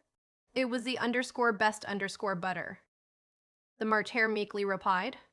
"Yes, but some crumbs must have got in as well," the Hatter grumbled. "You shouldn't have put it in with the bread knife." The March Hare took the watch and looked at it gloomily. Then he dipped it into his cup of tea and looked at it again, but he could think of nothing better to say than his first remark. "It was the best butter, you know." Alice had been looking over his shoulder with some curiosity. "What a funny watch," she remarked. "It tells the day of the month and doesn't tell what o'clock it is." "Why should it?" muttered the Hatter. "Does your watch tell you what year it is?" "Of course not," Alice replied very readily, "but that's because it stays the same year for such a long time together." "Which is just the case with mine," said the Hatter. Alice felt dreadfully puzzled. The Hatter's remark seemed to have no sort of meaning in it, and yet it was certainly English. "I don't quite understand you," she said, as politely as she could. "The Dormouse is asleep again," said the Hatter, and he poured a little hot tea upon its nose. The Dormouse shook its head impatiently and said, without opening its eyes, of course, just what I was going to remark myself." "Have you guessed the riddle yet?" the Hatter said, turning to Alice again. "No, I give it up," Alice replied. "What's the answer?" "I haven't the slightest idea," said the Hatter. "Nor I," said the March Hare. Alice sighed wearily. "I think you might do something better with the time," she said, "than waste it in asking riddles that have no answers." "If you knew time as well as I do," said the Hatter, "you wouldn't talk about wasting it. It's underscore him underscore. I don't know what you mean, said Alice. Of course you don't, the Hatter said, tossing his head contemptuously. I dare say you never even spoke to time. Perhaps not, Alice cautiously replied, but I know I have to beat time when I learn music. Ah, that accounts for it, said the Hatter. He won't stand beating. Now, if you only kept on good terms with him, he'd do almost anything you liked with the clock. For instance, suppose it were 9 o'clock in the morning, just time to begin lessons. He'd only have to whisper a hint to time, and round goes the clock in a twinkling. 1:30, time for dinner. I only wish it was, the March Hare said to itself in a whisper. That would be grand, certainly, said Alice thoughtfully, but then I shouldn't be hungry for it, you know. Not at first, perhaps, said the Hatter, but you could keep it to 1:30 as long as you liked. Is that the way you manage? Alice asked. The Hatter shook his head mournfully. Not I, he replied. We quarreled last March. Just before he went mad, you know, pointing with his teaspoon at the March Hare. It was at the great concert given by the Queen of Hearts, and I had to sing Twinkle, Twinkle, Little Bat. How I wonder what you're at. You know the song, perhaps? I've heard something like it, said Alice. It goes on, you know, the Hatter continued, in this way. Up above the world you fly, like a tea tray in the sky. Twinkle, twinkle. Here the Dormouse shook itself and began singing in its sleep, twinkle, twinkle, twinkle, twinkle, and went on so long that they had to pinch it to make it stop. Well, I'd hardly finished the first verse, said the Hatter, when the Queen jumped up and bawled out, He's murdering the time! Off with his head! How dreadfully savage! Exclaimed Alice. And ever since that, the Hatter went on in a mournful tone, He won't do a thing I ask. It's always 6 o'clock now. A bright idea came into Alice's head. Is that the reason so many tea things are put out here? She asked. Yes, that's it, said the Hatter with a sigh. It's always tea time, and we've no time to wash the things between whiles. Then you keep moving round, I suppose, said Alice. Exactly so, said the Hatter, as the things get used up. But what happens when you come to the beginning again? Alice ventured to ask. Suppose we change the subject, the March Hare interrupted, yawning. I'm getting tired of this. I vote the young lady tells us a story. I'm afraid I don't know one, said Alice, rather alarmed at the proposal. Then the Dormouse shall, they both cried. Wake up, Dormouse! And they pinched it on both sides at once. The Dormouse slowly opened his eyes. I wasn't asleep, he said in a hoarse, feeble voice. I heard every word you fellows were saying. Tell us a story, said the March Hare. Yes, please do, pleaded Alice. And be quick about it, added the Hatter, or you'll be asleep again before it's done. Once upon a time there were 3 little sisters, the Dormouse began in a great hurry, and their names were Elsie, Lacey, and Tilly, and they lived at the bottom of a well. What did they live on? Said Alice, who always took a great interest in questions of eating and drinking. They lived on treacle, said the Dormouse, after thinking a minute or two.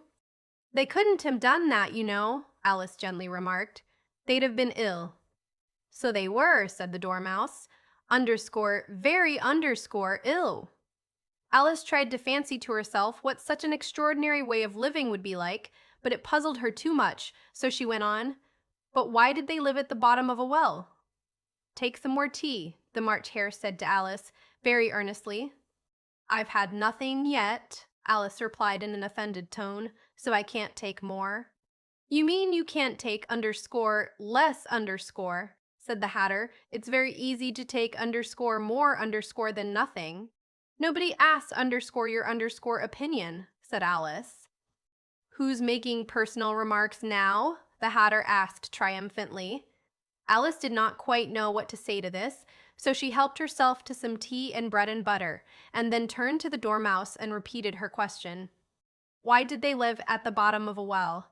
The Dormouse again took a minute or two to think about it, and then said, It was a treacle well. There's no such thing. Alice was beginning very angrily, but the Hatter and the March Hare went, Shh, shh, and the Dormouse sulkily remarked, If you can't be civil, you'd better finish the story for yourself. No, please go on, Alice said very humbly. I won't interrupt again. I dare say there may be underscore one underscore. One, indeed, said the Dormouse indignantly. However, he consented to go on. And so these three little sisters, they were learning to draw, you know. What did they draw? Said Alice, quite forgetting her promise. Treacle, said the Dormouse, without considering it all this time. I want a clean cup, interrupted the Hatter. Let's all move one place on. He moved on as he spoke, and the Dormouse followed him. The March Hare moved into the Dormouse's place, and Alice rather unwillingly took the place of the March Hare. The Hatter was the only one who got any advantage from the change, and Alice was a good deal worse off than before, as the March Hare had just upset the milk jug into his plate. Alice did not wish to offend the Dormouse again, so she began very cautiously, but I don't understand. Where did they draw the treacle from?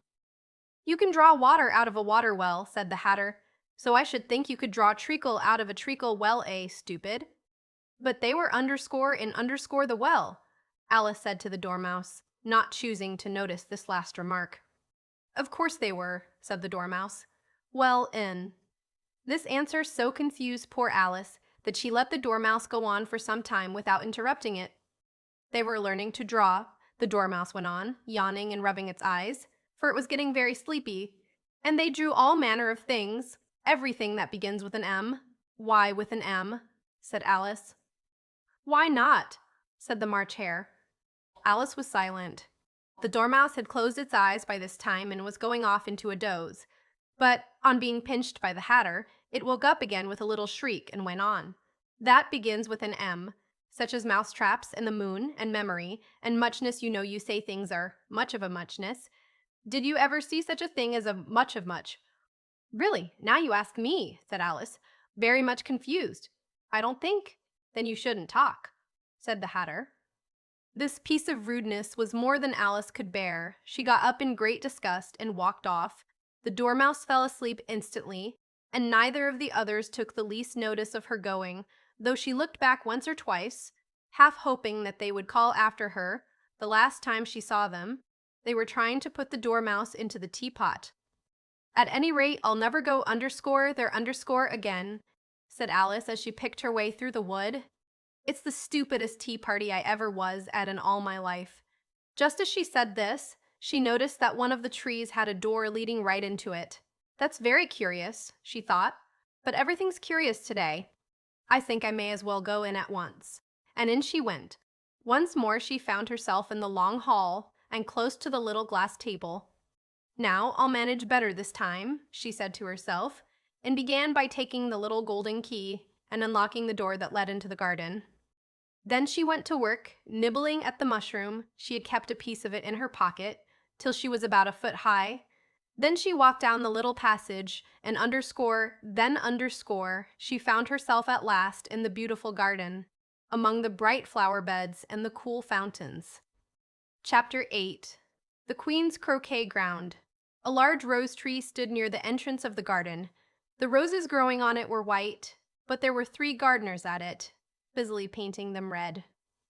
Alice thought this a very curious thing, and she went nearer to watch them, and just as she came up to them, she heard one of them say, "Look out now, 5.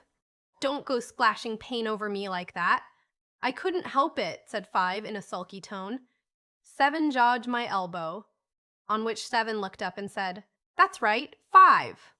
Always lay the blame on others. Underscore, you'd underscore better not talk," said 5. "I heard the Queen say only yesterday you deserve to be beheaded." "What for?" said the one who had spoken first. "That's none of underscore your underscore business too," said 7. "Yes, it underscore is underscore his business," said 5, "and I'll tell him it was for bringing the cook tulip roots instead of onions." 7 flung down his brush and had just begun, well, of all the unjust things, when his eye chanced to fall upon Alice as she stood watching them, and he checked himself suddenly. The others looked round also, and all of them bowed low. "Would you tell me," said Alice, a little timidly, "why you are painting those roses?" 5 and 7 said nothing, but looked at 2. 2 began in a low voice, "Why, the fact is, you see, miss, this here ought to have been a underscore red underscore rose tree, and we put a white one in by mistake. And if the Queen was to find it out, we should all have our heads cut off, you know. So you see, miss, we're doing our best afore she comes, too." At this moment, Five, who had been anxiously looking across the garden, called out, "The Queen! The Queen!" And the three gardeners instantly threw themselves flat upon their faces. There was a sound of many footsteps, and Alice looked round, eager to see the Queen. First came 10 soldiers carrying clubs. These were all shaped like the three gardeners, oblong and flat, with their hands and feet at the corners. Next, the 10 courtiers. These were ornamented all over with diamonds and walked two and two as the soldiers did. After these came the royal children. There were 10 of them, and the little dears came jumping merrily along hand in hand. In couples, they were all ornamented with hearts. Next came the guests, mostly kings and queens, and among them Alice recognized the White Rabbit. It was talking in a hurried, nervous manner, smiling at everything that was said, and went by without noticing her. Then followed the Knave of Hearts, carrying the king's crown on a crimson velvet cushion. And last of all this grand procession came the King and Queen of Hessers. Alice was rather doubtful whether she ought not to lie down on her face like the three gardeners, but she could not remember ever having heard of such a rule at processions. And besides, what would be the use of a procession, thought she, if people had all to lie down upon their faces so that they couldn't see it? So she stood still where she was and waited. When the procession came opposite to Alice, they all stopped and looked at her, and the Queen said severely, "Who is this?" She said it to the Knave of Hearts, who only bowed and smiled in reply. "Idiot!" said the Queen, tossing her head impatiently, and turning to Alice, she went on. "What's your name, child?" "To name is Alice, so please your Majesty," said Alice very politely. But she added, to herself, "Why, they're only a pack of cards, after all. I needn't be afraid of them." "And who are underscore these?"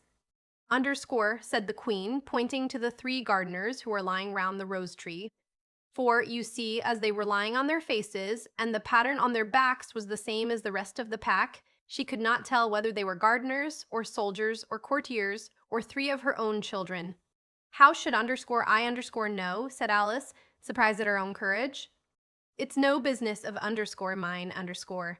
The Queen turned crimson with fury and, after glaring at her for a moment like a wild beast, screamed, "Off with her head!" "Off, nonsense," said Alice, very loudly and decidedly, and the Queen was silent. The King laid his hand upon her arm, and timidly said, "Consider, my dear, she is only a child." The Queen turned angrily away from him, and said to the Knave, "Turn them over." The Knave did so, very carefully, with one foot. "Get up!" said the Queen in a shrill, loud voice, and the three gardeners instantly jumped up, and began bowing to the King, the Queen, the royal children, and everybody else. "Leave off that!" screamed the Queen. "You make me giddy." And then, turning to the rose tree, she went on, "What underscore have underscore you been doing here?" "May it please your Majesty," said Two, in a very humble tone, going down on one knee as he spoke, "we were trying, underscore I underscore see," said the Queen, who had meanwhile been examining the roses. Off with their heads, and the procession moved on, three of the soldiers remaining behind to execute the unfortunate gardeners, who ran to Alice for protection. "You shan't be beheaded," said Alice, and she put them into a large flower pot that stood near. The three soldiers wandered about for a minute or two, looking for them, and then quietly marched off after the others.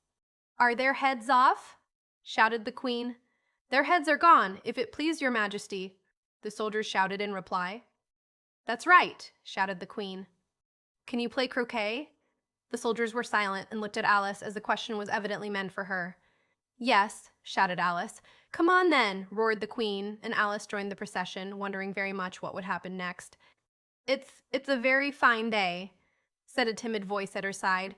She was walking by the White Rabbit, who was peeping anxiously into her face. "Very," said Alice. "Where's the Duchess?" "Hush, hush," said the Rabbit in a low, hurried tone. He looked anxiously over his shoulder as he spoke, and then raised himself upon tiptoe, put his mouth close to her ear, and whispered, "She's under sentence of execution." "What for?" said Alice. "Did you say what a pity?" the Rabbit asked. "No, I didn't," said Alice. "I don't think it's at all a pity. I said, what for?" "She boxed the Queen's ears," the Rabbit began. Alice gave a little scream of laughter. "Oh, hush!" the Rabbit whispered in a frightened tone. "The Queen will hear you." You see, she came rather late, and the queen said, "Get to your places," shouted the queen in a voice of thunder, and people began running about in all directions, tumbling up against each other. However, they got settled down in a minute or two, and the game began. Alice thought she had never seen such a curious croquet ground in her life.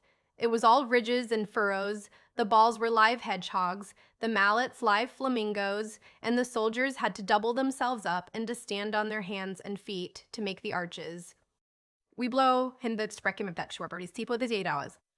Vitri helpless vertanted boat horder sen sight. You know, was ganket distwandeft hedge hog a blow with its head, hog a blow with head. And when her face head hog out emeralds tent crawling away prayers. With such a pearl of puzzle did it get called and enfrailed and ever applelect, and the stabilities of the savic could build able to beginners of they dig with a bulb the fill it bracad that the big build a big. The players all played at once without waiting for turns, quarreling all the while and fighting for the hedgehogs.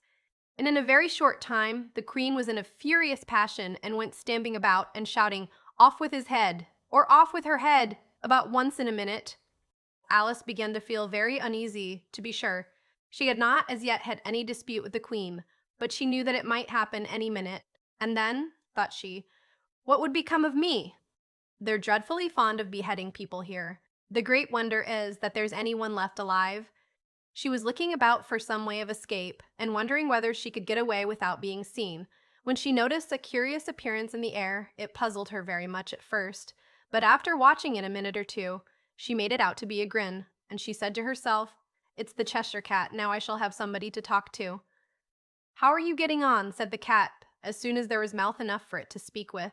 Alice waited till the eyes appeared and then nodded. It's no use speaking to it, she thought, till its ears have come, or at least one of them. In another minute, the whole head appeared, and then Alice put down her flamingo and began an account of the game, feeling very glad she had someone to listen to her. The cats seemed to think that there was enough of it now in sight, and no more of it appeared. "I don't think they play at all fairly," Alice began, in rather a complaining tone. "And they all quarrel so dreadfully one can't hear oneself speak. And they don't seem to have any rules in particular. At least if there are, nobody attends to them, and you've no idea how confusing it is, all the things being alive. For instance, there's the arch I've got to go through next, walking about at the other end of the ground. And I should have croqueted the queen's hedgehog just now, only it ran away when it saw mine coming." "How do you like Ramlet, Thinky, did I clip?" "Not at all," said Alice. "She's so extremely—" Just then, she noticed that the queen was close behind her, listening, so she went on, "Likely to win, that it's hardly worthwhile finishing the game." The queen smiled and passed on. "Who are you talking to?" said the king, going up to Alice and looking at the cat's head with great curiosity. "It's a friend of mine, a Cheshire Cat," said Alice. "Allow me to introduce it." "I don't like the look of it at all," said the king. "However, it may kiss my hand if it likes." "I'd rather not," the cat remarked. "Don't be impertinent," said the king, "and don't look at me like that." He got behind Alice as he spoke. "A cat may look at a king," said Alice. "I've read that in some book, but I don't remember where." "Well, it must be removed," said the king very decidedly, and he called the queen, who was passing at the moment. "My dear, I wish you would have this cat removed." The queen had only one way of settling all difficulties, great or small. "Off with his head," she said, without even looking round.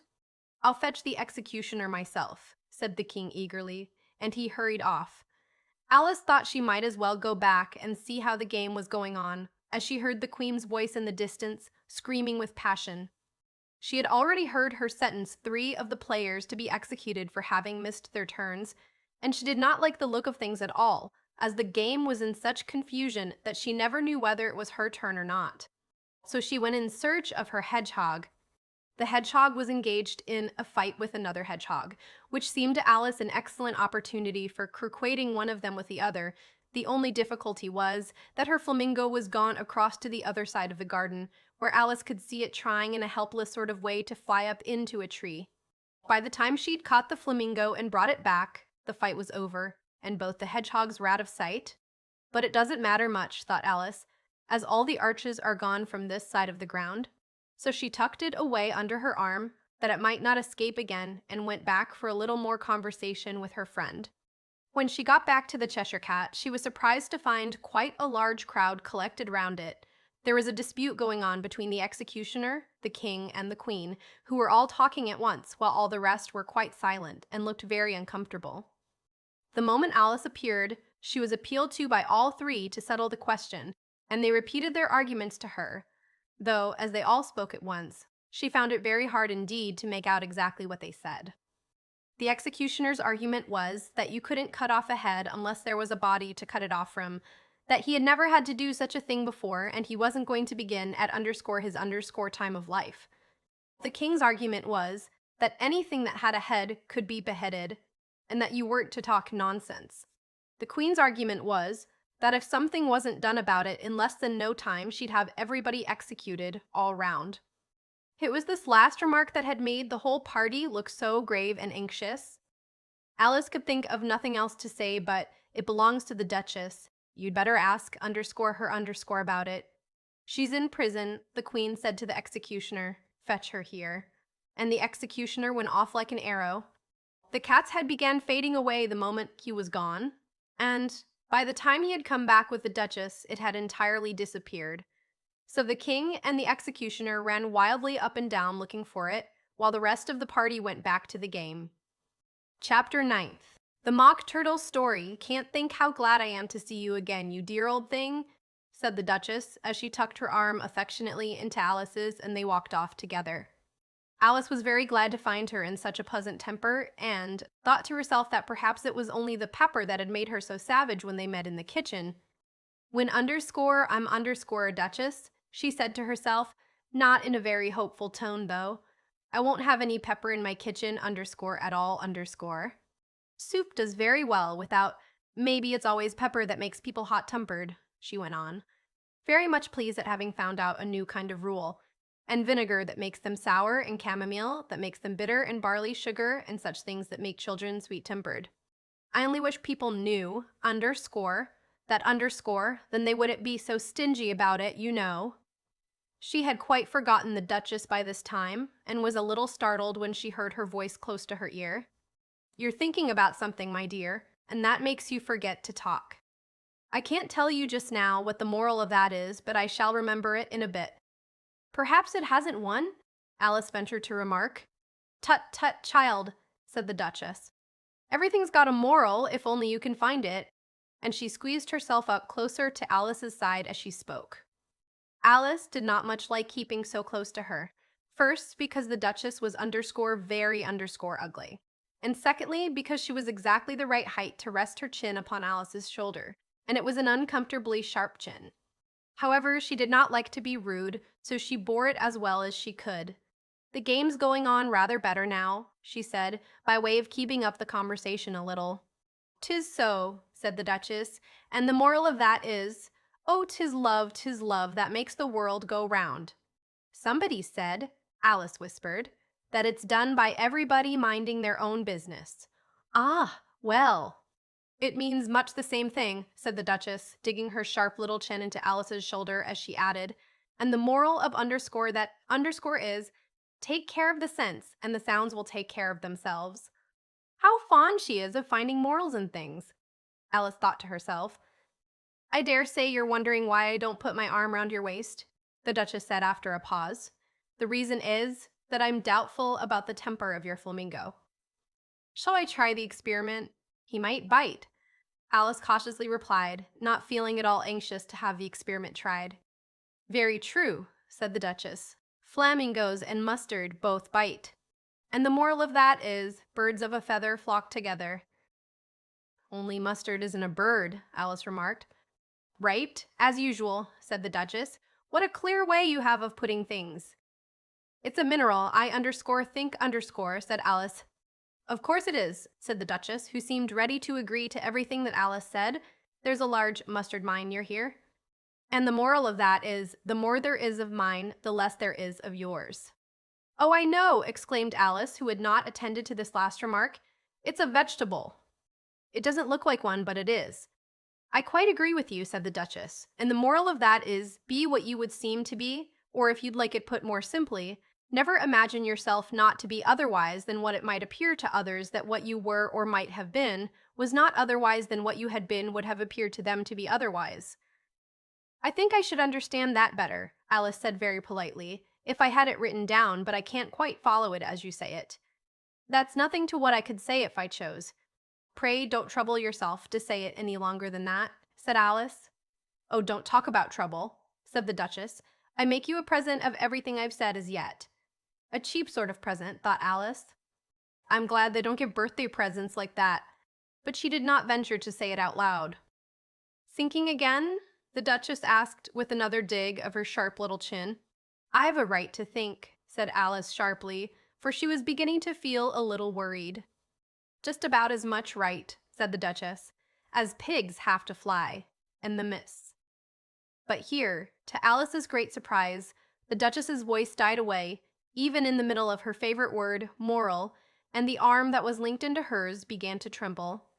Alice looked up, and there stood the Queen in front of them, with her arms folded, frowning like a thunderstorm. A fine day, Your Majesty, the Duchess began in a low, weak voice. Now, I give you fair warning, shouted the Queen, stamping on the ground as she spoke. Either you or your head must be off, and that in about no time. Take your choice. The Duchess took her choice and was gone in a moment. Let's go on with the game, the Queen said to Alice, and Alice was too much frightened to say a word, but slowly followed her back to the croquet ground. The other guests had taken advantage of the Queen's absence, and were resting in the shade, however. The moment they saw her, they hurried back to the game, the Queen merely remarking that a moment's delay would cost them their lives. All the time they were playing, the Queen never left off quarreling with the other players and shouting, "Off with his head," or "Off with her head." Those whom she sentenced were taken into custody by the soldiers, who of course had to leave off being arches to do this, so that by the end of half an hour or so there were no arches left, and all the players, except the King, the Queen, and Alice, were in custody and under sentence of execution. Then the Queen left off, quite out of breath, and said to Alice, "Have you seen the Mock Turtle yet?" "No," said Alice. "I don't even know what a mock turtle is." "It's the thing mock turtle soup is made from," said the Queen. "I never saw one, or heard of one," said Alice. "Come on, then," said the Queen, "and he shall tell you his history." As they walked off together, Alice heard the King say in a low voice, to the company generally, "You are all pardoned." "Come, that's a good thing," she said to herself, for she had felt quite unhappy at the number of executions the Queen had ordered.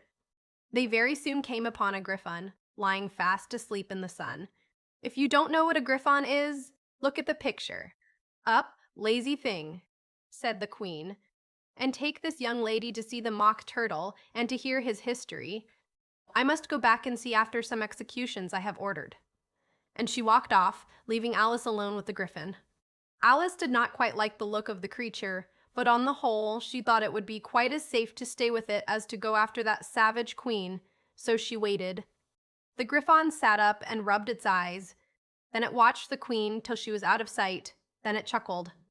"What fun," said the griffon, half to itself, half to Alice. "What is the fun," said Alice. "Why, she, said the griffon. "It's all her fancy that. They never executes nobody, you know." "Come on! Everybody says come on here," thought Alice as she went slowly after it. "I never was so ordered about in all my life. Never." They had not gone far before they saw the mock turtle in the distance, sitting sad and lonely on a little ledge of rock, and, as they came nearer, Alice could hear him sighing as if his heart would break. She pitied him deeply. "What is his sorrow?" she asked the griffon. And the griffon answered very nearly in the same words as before. "It's all his fancy that. He hasn't got no sorrow, you know." "Come on." So they went up to the mock turtle, who looked at them with large eyes full of tears but said nothing. "This here young lady," said the griffon, "she wants for to know your history, she do." "I'll tell it her," said the mock turtle in a deep hollow tone. "Sit down, both of you, and don't speak a word till I've finished." So they sat down, and nobody spoke for some minutes. Alice thought to herself, "I don't see how he can ever finish if he doesn't begin." But she waited patiently. "Once," said the mock turtle at last, with a deep sigh, I was a real turtle. These words were followed by a very long silence, broken only by an occasional exclamation of "Jocker" from the Griffon, and the constant heavy sobbing of the Mock Turtle. Alice was very nearly getting up and saying, "Thank you, sir, for your interesting story," but she could not help thinking there underscore must underscore be more to come, so she sat still and said nothing. When we were little, the Mock Turtle went on at last, more calmly, though still sobbing a little now and then, we went to school in the sea. The master was an old turtle. We used to call him Tortoise. Why did you call him Tortoise if he wasn't one? Alice asked. We called him Tortoise because he taught us, said the Mock Turtle angrily. Really, you are very dull. You ought to be ashamed of yourself for asking such a simple question, added the Griffon. And then they both sat silent and looked at poor Alice, who felt ready to sink into the earth. At last the Griffon said to the Mock Turtle, "Drive on, old fellow. Don't be all day about it." And he went on in these words, "Yes, we went to school in the sea, though you mayn't believe it." "I never said I didn't," interrupted Alice. "You did," said the Mock Turtle. "Hold your tongue," added the Griffon, before Alice could speak again. The Mock Turtle went on. "We had the best of educations. In fact, we went to school every day, underscore. I've underscore been to a day school, too," said Alice. "You needn't be so proud as all that." "With extras?" asked the Mock Turtle a little anxiously. "Yes," said Alice. "We learned French and music." "And washing?" said the Mock Turtle. "Certainly not," said Alice indignantly. "Ah, then yours wasn't a really good school," said the Mock Turtle in a tone of great relief. Now at underscore ours underscore they had at the end of the bill French, music, underscore and washing, underscore and underscore extra. "You couldn't have wanted it much," said Alice, "living at the bottom of the sea." "I couldn't afford to learn it," said the Mock Turtle with a sigh. "I only took the regular course." "What was that?" inquired Alice. "Wheeling and writhing, of course, to begin with," the Mock Turtle replied, "and then the different branches of arithmetic, ambition, distraction, uglification, and derision." "I never heard of uglification," Alice ventured to say. "What is it?" The Griffon lifted up both its paws in surprise. "What? Never heard of uglifying?" it exclaimed. "You know what to beautifulta, I suppose." "Well, 74, diggin, waffen, dita means. If you don't know what to uglify is, you underscore a simpleton." Alice did not feel encouraged to woust about it, so she turned to the Mock Turtle. "Sir Treaton Kink, subscarve, Meister Carve Wiln, drawing subjates hamworse. In model cartensidowns, sits kaikaldar quartet in dev redenting kothebep." "Well, I can't show it you myself," the Mock Turtle said. "I'm too stiff, and the Griffon never learnt it." "Hadn't time," said the Griffon. "I went to the classics master, though. He was an old crab, underscore he underscore was." "I never went to him," the Mock Turtle said with a sigh. "He taught laughing in grief. They used to say." So he did," said the Griffon, sighing in his turn. And both creatures hid their faces in their paws. "And how many hours a day did you do lessons?" said Alice, in a hurry to change the subject. 10 hours the first day," said the Mock Turtle, 9 the next, and so on. "What a curious plan!" exclaimed Alice. "That's the reason they're called lessons," the Griffon remarked, "because they lesson from day to day." This was quite a new idea to Alice, and she thought it over a little before she made her next remark. "Then the 11th day must have been a holiday?" "Of course it was," said the Mock Turtle. "And how did you manage on the 12th?" Alice went on eagerly. "That's enough about lessons," the Griffon interrupted in a very decided tone. "Tell her something about the games now." Chapter Text. The Lobster Quadrille. The Mock Turtle sighed deeply and drew the back of one flapper across his eyes. He looked at Alice and tried to speak, but for a minute or two sobs choked his voice. "Same as if he had a bone in his throat," said the Griffon, and it set to work shaking him and punching him in the back. At last the Mock Turtle recovered his voice, and, with tears running down his cheeks, he went on again. "You may not have lived much under the sea." "I haven't," said Alice. "And perhaps you were never even introduced to a lobster." Alice began to say, "I once tasted," but checked herself hastily and said, "No, never." So you can have no idea what a delightful thing a lobster quadrille is. No, indeed, said Alice. What sort of a dance is it? Why, said the Gryphon, you first form into a line along the seashore. 2 lines, cried the Mock Turtle. Seals, turtles, salmon, and so on. Then when you've cleared all the jellyfish out of the way, underscore that underscore generally takes some time. Interrupted the Gryphon. Hey, you advance twice, each with a lobster as a partner, cried the Gryphon. Of course, the Mock Turtle said, advance twice, set to partners. Change lobsters and retire in same order, continued the Gryphon. Then you know, the Mock Turtle went on. You throw the lobsters, shouted the Gryphon with a bound into the air. As far out to sea as you can. Swim after them, screamed the Gryphon. Turn a somersault in the sea, cried the Mock Turtle, capering wildly about. Change lobsters again, yelled the Gryphon at the top of its voice. Back to land again, and that's all the first figure, said the Mock Turtle, suddenly dropping his voice, and the 2 creatures, who had been jumping about like mad things all this time, sat down again very sadly and quietly and looked at Alice. It must be a very pretty dance, said Alice timidly. Would you like to see a little of it? Said the Mock Turtle. Very much indeed, said Alice. Come, let's try the first figure, said the Mock Turtle to the Gryphon. We can do without lobsters, you know, which shall sing. Oh, underscore you, underscore sing, said the Gryphon. I've forgotten the words. So they began solemnly dancing round and round Alice, every now and then treading on her toes when they passed too close, and waving their forepaws to mark the time. While the Mock Turtle sang this, very slowly and sadly, will you walk a little faster? Said a whiting to a snail. There's a porpoise close behind us, and he's treading on my tail. See how eagerly the lobsters and the turtles all advance. They are waiting on the shingle. Will you come and join the dance? Will you, won't you, will you join the dance? Will you, won't you, won't you join the dance? You can really have no notion how delightful it will be when they take us up and throw us, with the lobsters, out to sea. But the snail replied, too far, and gave a look askance. Said he thanked the wooding kindly, but he would not join the dance. Would not, could not, would not join the dance. Would not, could not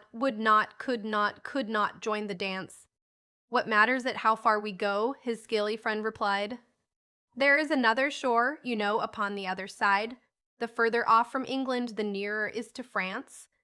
Then turn not pale, beloved snail, but come and join the dance. Will you, won't you join the dance? Will you, won't you join the dance?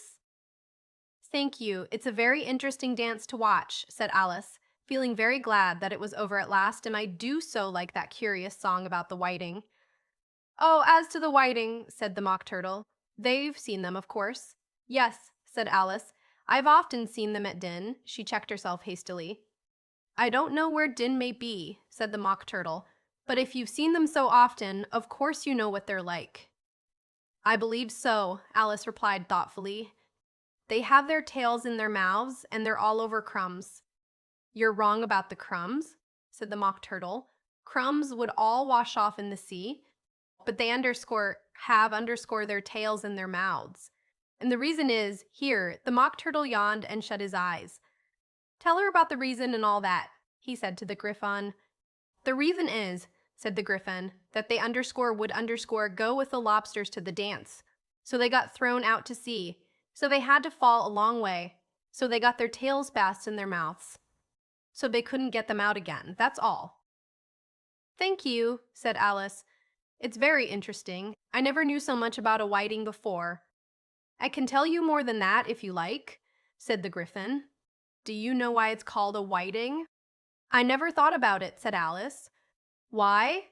It does the boots and shoes . The Gryphon replied very solemnly. Alice was thoroughly puzzled. Does the boots and shoes? She repeated in a wondering tone. Why, what are your shoes done with? Said the Gryphon.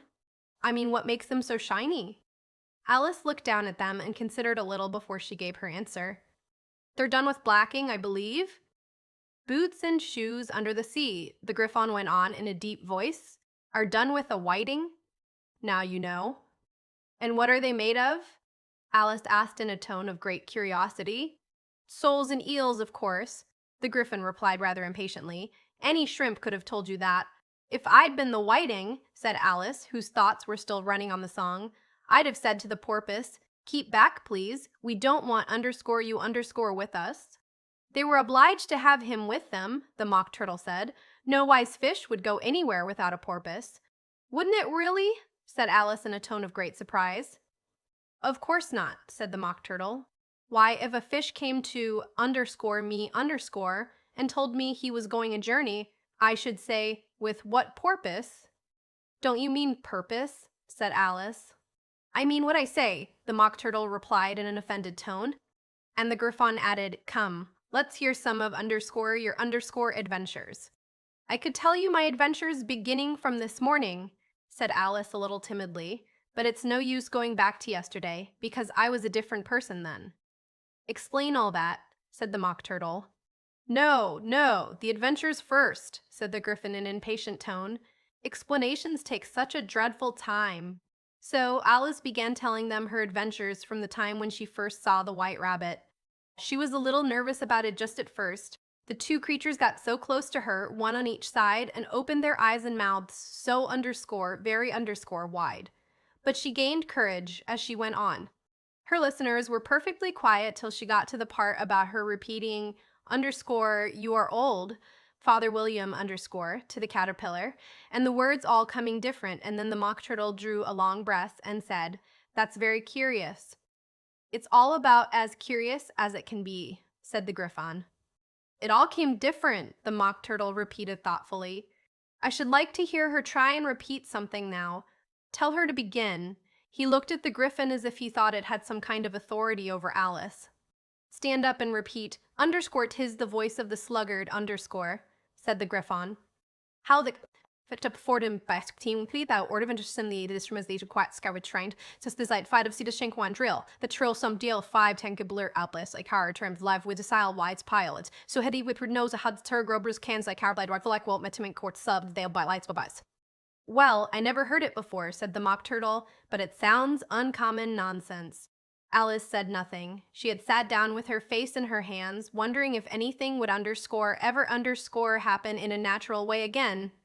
I should like to have it explained, said the Mock Turtle. She can't explain it, said the Griffon hastily. Go on with the next verse. But about his toes, the Mock Turtle persisted. How underscore could underscore he turn them out with his nose, you know?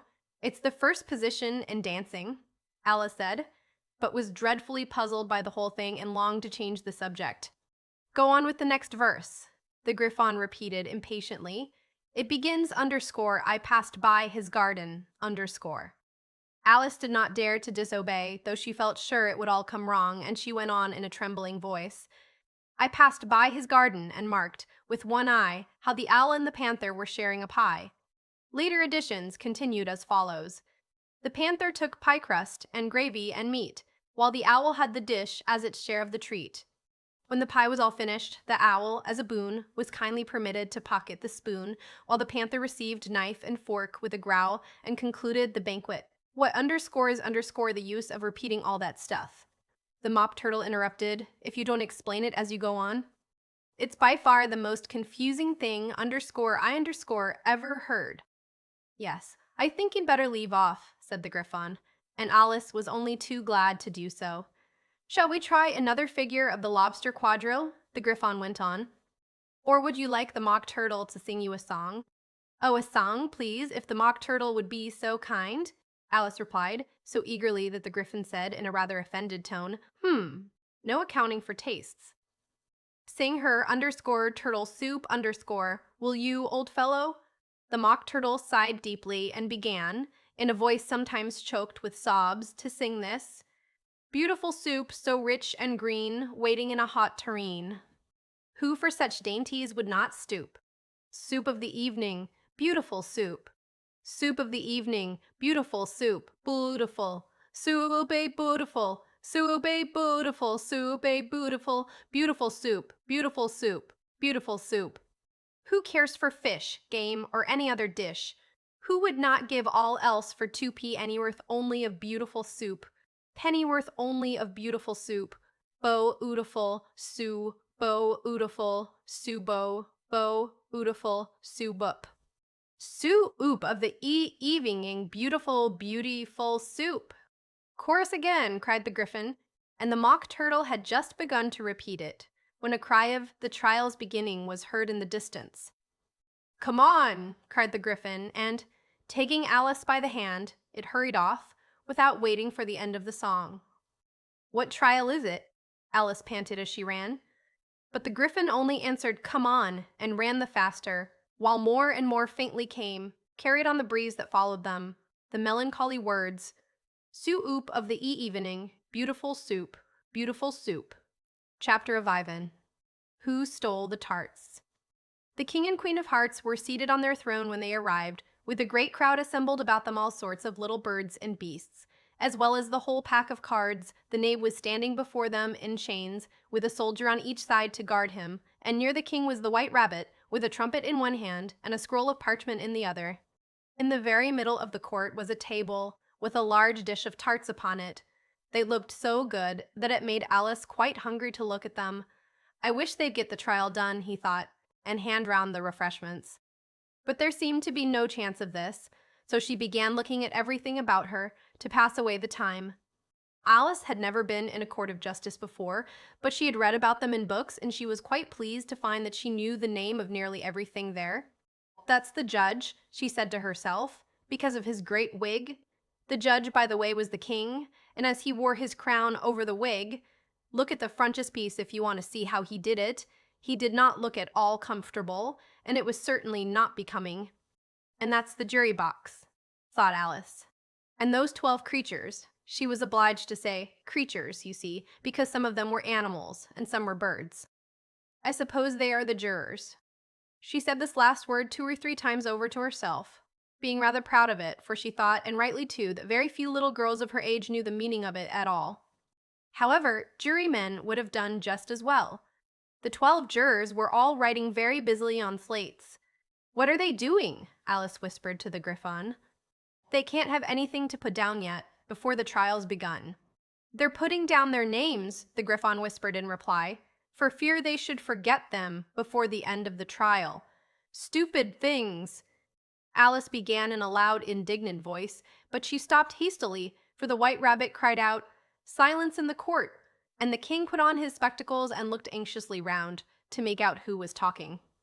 Alice could see, as well as if she were looking over their shoulders, that all the jurors were writing down stupid things on their slates, and she could even make out that one of them didn't know how to spell stupid, and that he had to ask his neighbor to tell him. A nice muddle their slates will be in before the trial's over, thought Alice. One of the jurors had a pencil that squeaked. This, of course, Alice could not stand, and she went round the court and got behind him, and very soon found an opportunity of taking it away. She did it so quickly that the poor little juror, it was Bill the Lizard, could not make out at all what had become of it. So, after hunting all about for it, he was obliged to write with one finger for the rest of the day, and this was of very little use, as it left no mark on the slate. Harold, read the accusation, said the king. On this, the White Rabbit blew 3 blasts on the trumpet and then unrolled the parchment scroll and read as follows. The Queen of Hearts, she made some tarts, all on a summer day. The Knave of Hearts, he stole those tarts and took them quite away. Consider your verdict, the king said to the jury. Not yet, the rabbit hastily interrupted. There's a great deal to come before that. Call the first witness, said the king, and the White Rabbit blew 3 blasts on the trumpet and called out, First witness. The first witness was the Hatter. He came in with a teacup in one hand and a piece of bread and butter in the other. I beg pardon, your majesty, he began, for bringing these in, but I hadn't quite finished my tea when I was sent for. You ought to have finished, said the king. When did you begin? The Hatter looked at the March Hare, who had followed him into the court, arm in arm with the Dormouse. 14th of March, I think it was, he said. 15th, said the March Hare. 16th, added the Dormouse. Write that down, the king said to the jury, and the jury eagerly wrote down all free dates on their slates, and then added them up and reduced the answer to shillings and pence. Take off your hat, the king said to the hatter. It isn't mine, said the hatter. Underscore stolen, underscore, the king exclaimed, turning to the jury, who instantly made a memorandum of the fact. I keep them to sell. The hatter added as an explanation. I've none of my own. I'm a hatter. Here the queen put on her spectacles and began staring at the hatter, who turned pale and fidgeted. Give your evidence, said the king, and don't be nervous, or I'll have you executed on the spot. This did not seem to encourage the witness at all. He kept shifting from one foot to the other, looking uneasily at the queen, and in his confusion he bit a large piece out of his teacup instead of the bread and butter. Just at this moment, Alice felt a very curious sensation, which puzzled her a good deal until she made out what it was. She was beginning to grow larger again, and she thought at first she would get up and leave the court, but on second thoughts, she decided to remain where she was as long as there was room for her. I wish you wouldn't squeeze so, said the Dormouse, who was sitting next to her. I can hardly breathe. I can't help it, said Alice very meekly. I'm growing. You've no right to grow underscore here underscore, said the Dormouse. Don't talk nonsense, said Alice more boldly. You know you're growing too. Yes, but underscore I underscore grow at a reasonable pace, said the Dormouse. Not in that ridiculous fashion. And he got up very sulkily and crossed over to the other side of the court. All this time, the queen had never left off staring at the hatter, and just as the Dormouse crossed the court, she said to one of the officers of the court, Bring me the list of the singers in the last concert, on which the wretched hatter trembled so that he shook both his shoes off. Give your evidence, the king repeated angrily, or I'll have you executed, whether you're nervous or not. I'm a poor man, your majesty, the hatter began in a trembling voice, and I hadn't begun my tea not above a week or so, and what with the bread and butter getting so thin and the twinkling of the tea, the twinkling of the underscore what? Underscore, said the king. It underscore began underscore with the tea, the hatter replied. Of course twinkling begins with a T, said the king sharply. Do you take me for a dunce? Go on. I'm a poor man, the hatter went on, and most things twinkled after that. Only the March Hare said, I didn't. The March Hare interrupted in a great hurry. You did, said the hatter. I deny it, said the March Hare. He denies it, said the king. Leave out that part.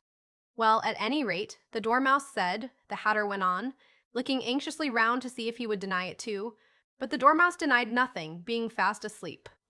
After that, continued the hatter, I cut some more bread and butter, but what did the Dormouse say? One of the jury asked. That I can't remember, said the hatter. You underscore must underscore remember, remarked the king, or I'll have you executed. The miserable hatter dropped his teacup and bread and butter and went down on one knee. I'm a poor man, your majesty, he began. You're underscore very underscore poor underscore speaker, said the king. Here one of the guinea pigs cheered and was immediately suppressed by the officers of the court. That is rather a hard word. I will just explain to you how it was done. They had a large canvas bag, which tied up at the mouth with strings. Into this they slipped the guinea pig, head first, and then sat upon it. I'm glad I've seen that done, thought Alice.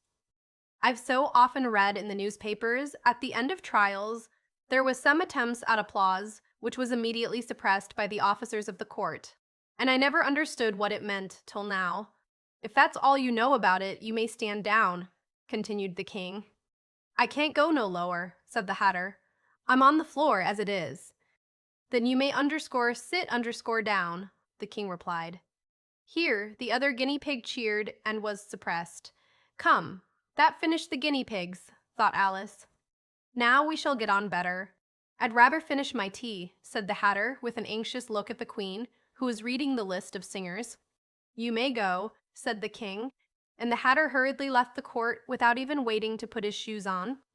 And just take his head off outside, the queen added to one of the officers, but the hatter was out of sight before the officer could get to the door. Call the next witness, said the king. The next witness was the Duchess's cook. She carried the pepper box in her hand, and Alice guessed who it was, even before she got into the court, by the way the people near the door began sneezing all at once. "Give your evidence," said the king. "Shan't," said the cook. The king looked anxiously at the White Rabbit, who said in a low voice, "Your Majesty must cross-examine _ witness."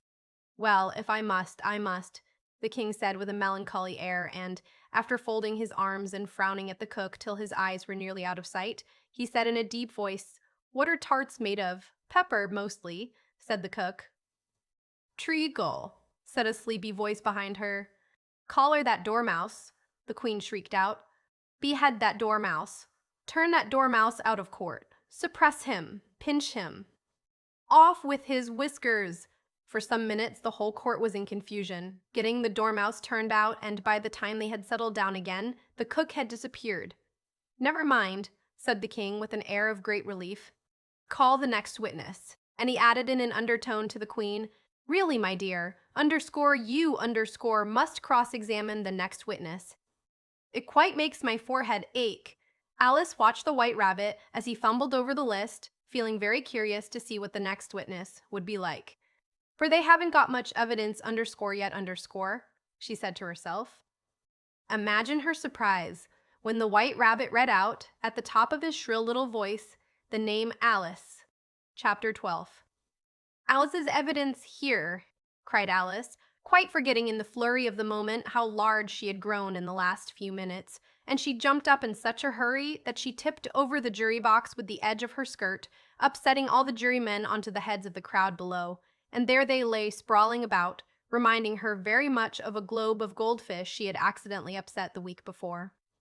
"Oh, I beg your pardon," she exclaimed in a tone of great dismay, and began picking them up again as quickly as she could, for the accident of the goldfish kept running in her head, and she had a vague sort of idea that they must be collected at once and put back into the jury box, or they would die. "The trial cannot proceed," said the king in a very grave voice, "until all the jurymen are back in their proper places. All _, he repeated with great emphasis, looking hard at Alice as he said so. Alice looked at the jury box and saw that in her haste she had put the lizard in head downwards, and the poor little thing was waving its tail about in a melancholy way, being quite unable to move. She soon got it out again and put it right. "Not that it signifies much," she said to herself. "I should think it would be quite as much use in the trial one way up as the other." As soon as the jury had a little recovered from the shock of being upset, and their slates and pencils had been found and handed back to them, they set to work very diligently to write out a history of the accident, all except the lizard, who seemed too much overcome to do anything but sit with its mouth open, gazing up into the roof of the court. "What do you know about this business?" the king said to Alice. "Nothing," said Alice. "Nothing whatever, persisted the king. "Nothing whatever," said Alice. "That's very important," the king said, turning to the jury. They were just beginning to write this down on their slates when the White Rabbit interrupted.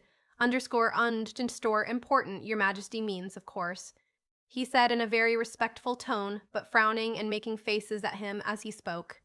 Important, of course I meant," the king hastily said, and went on to himself in an undertone. "Important, unimportant, as if he were trying which word sounded best. Some of the jury wrote it down important and some unimportant." Alice could see this, as she was near enough to look over their slates. "But it doesn't matter a bit," she thought to herself.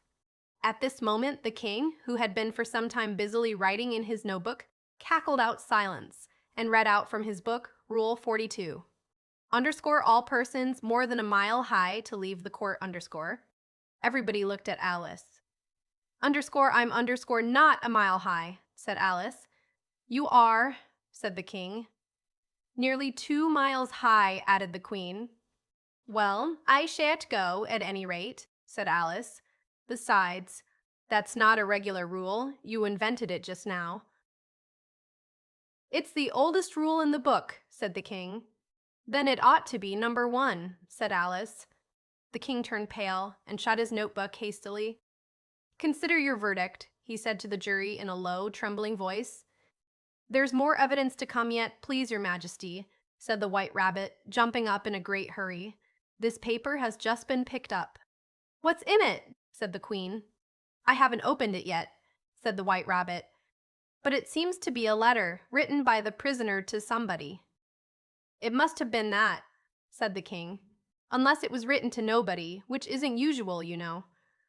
Who is it directed to? Said one of the jurymen. It isn't directed at all, said the White Rabbit. In fact, there's nothing written on the underscore outside underscore. He unfolded the paper as he spoke and added, It isn't a letter after all, it's a set of verses.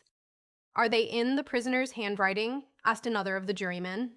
No, they're not, said the White Rabbit. And that's the queerest thing about it. The jury all looked puzzled.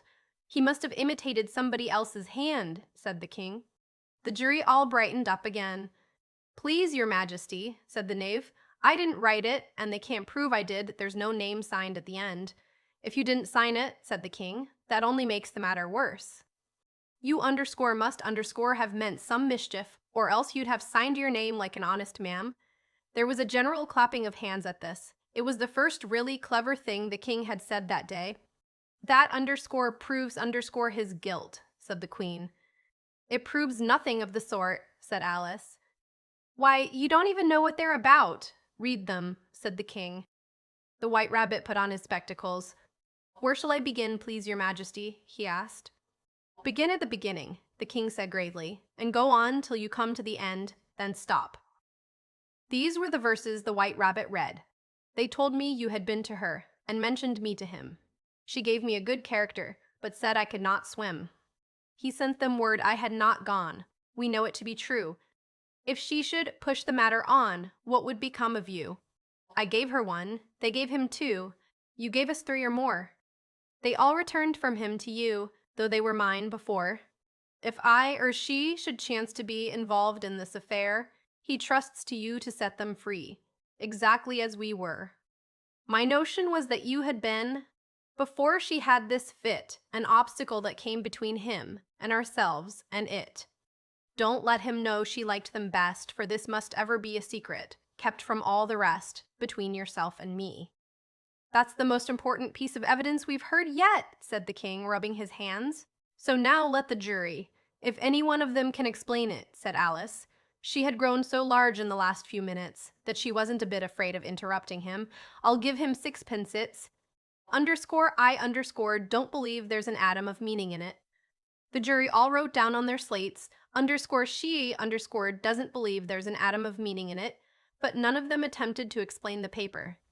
If there's no meaning in it, said the King, that saves a world of trouble, you know, as we needn't try to find any.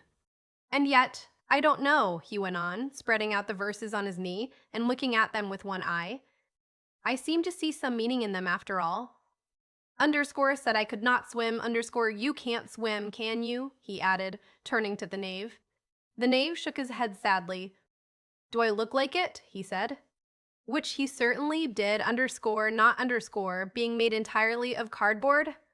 All right, so far, said the King, and he went on muttering over the verses to himself. Underscore, we know it to be true, underscore, that's the jury, of course.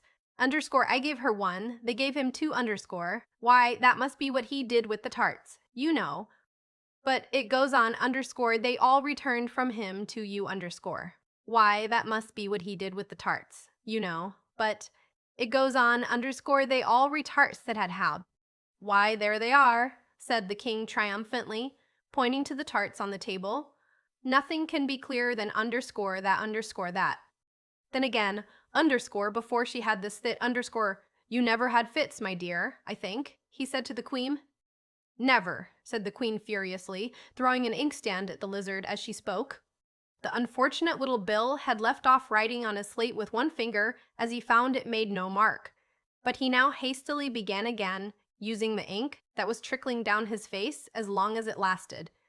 Then the words don't underscore fit underscore you, said the King, looking round the court with a smile.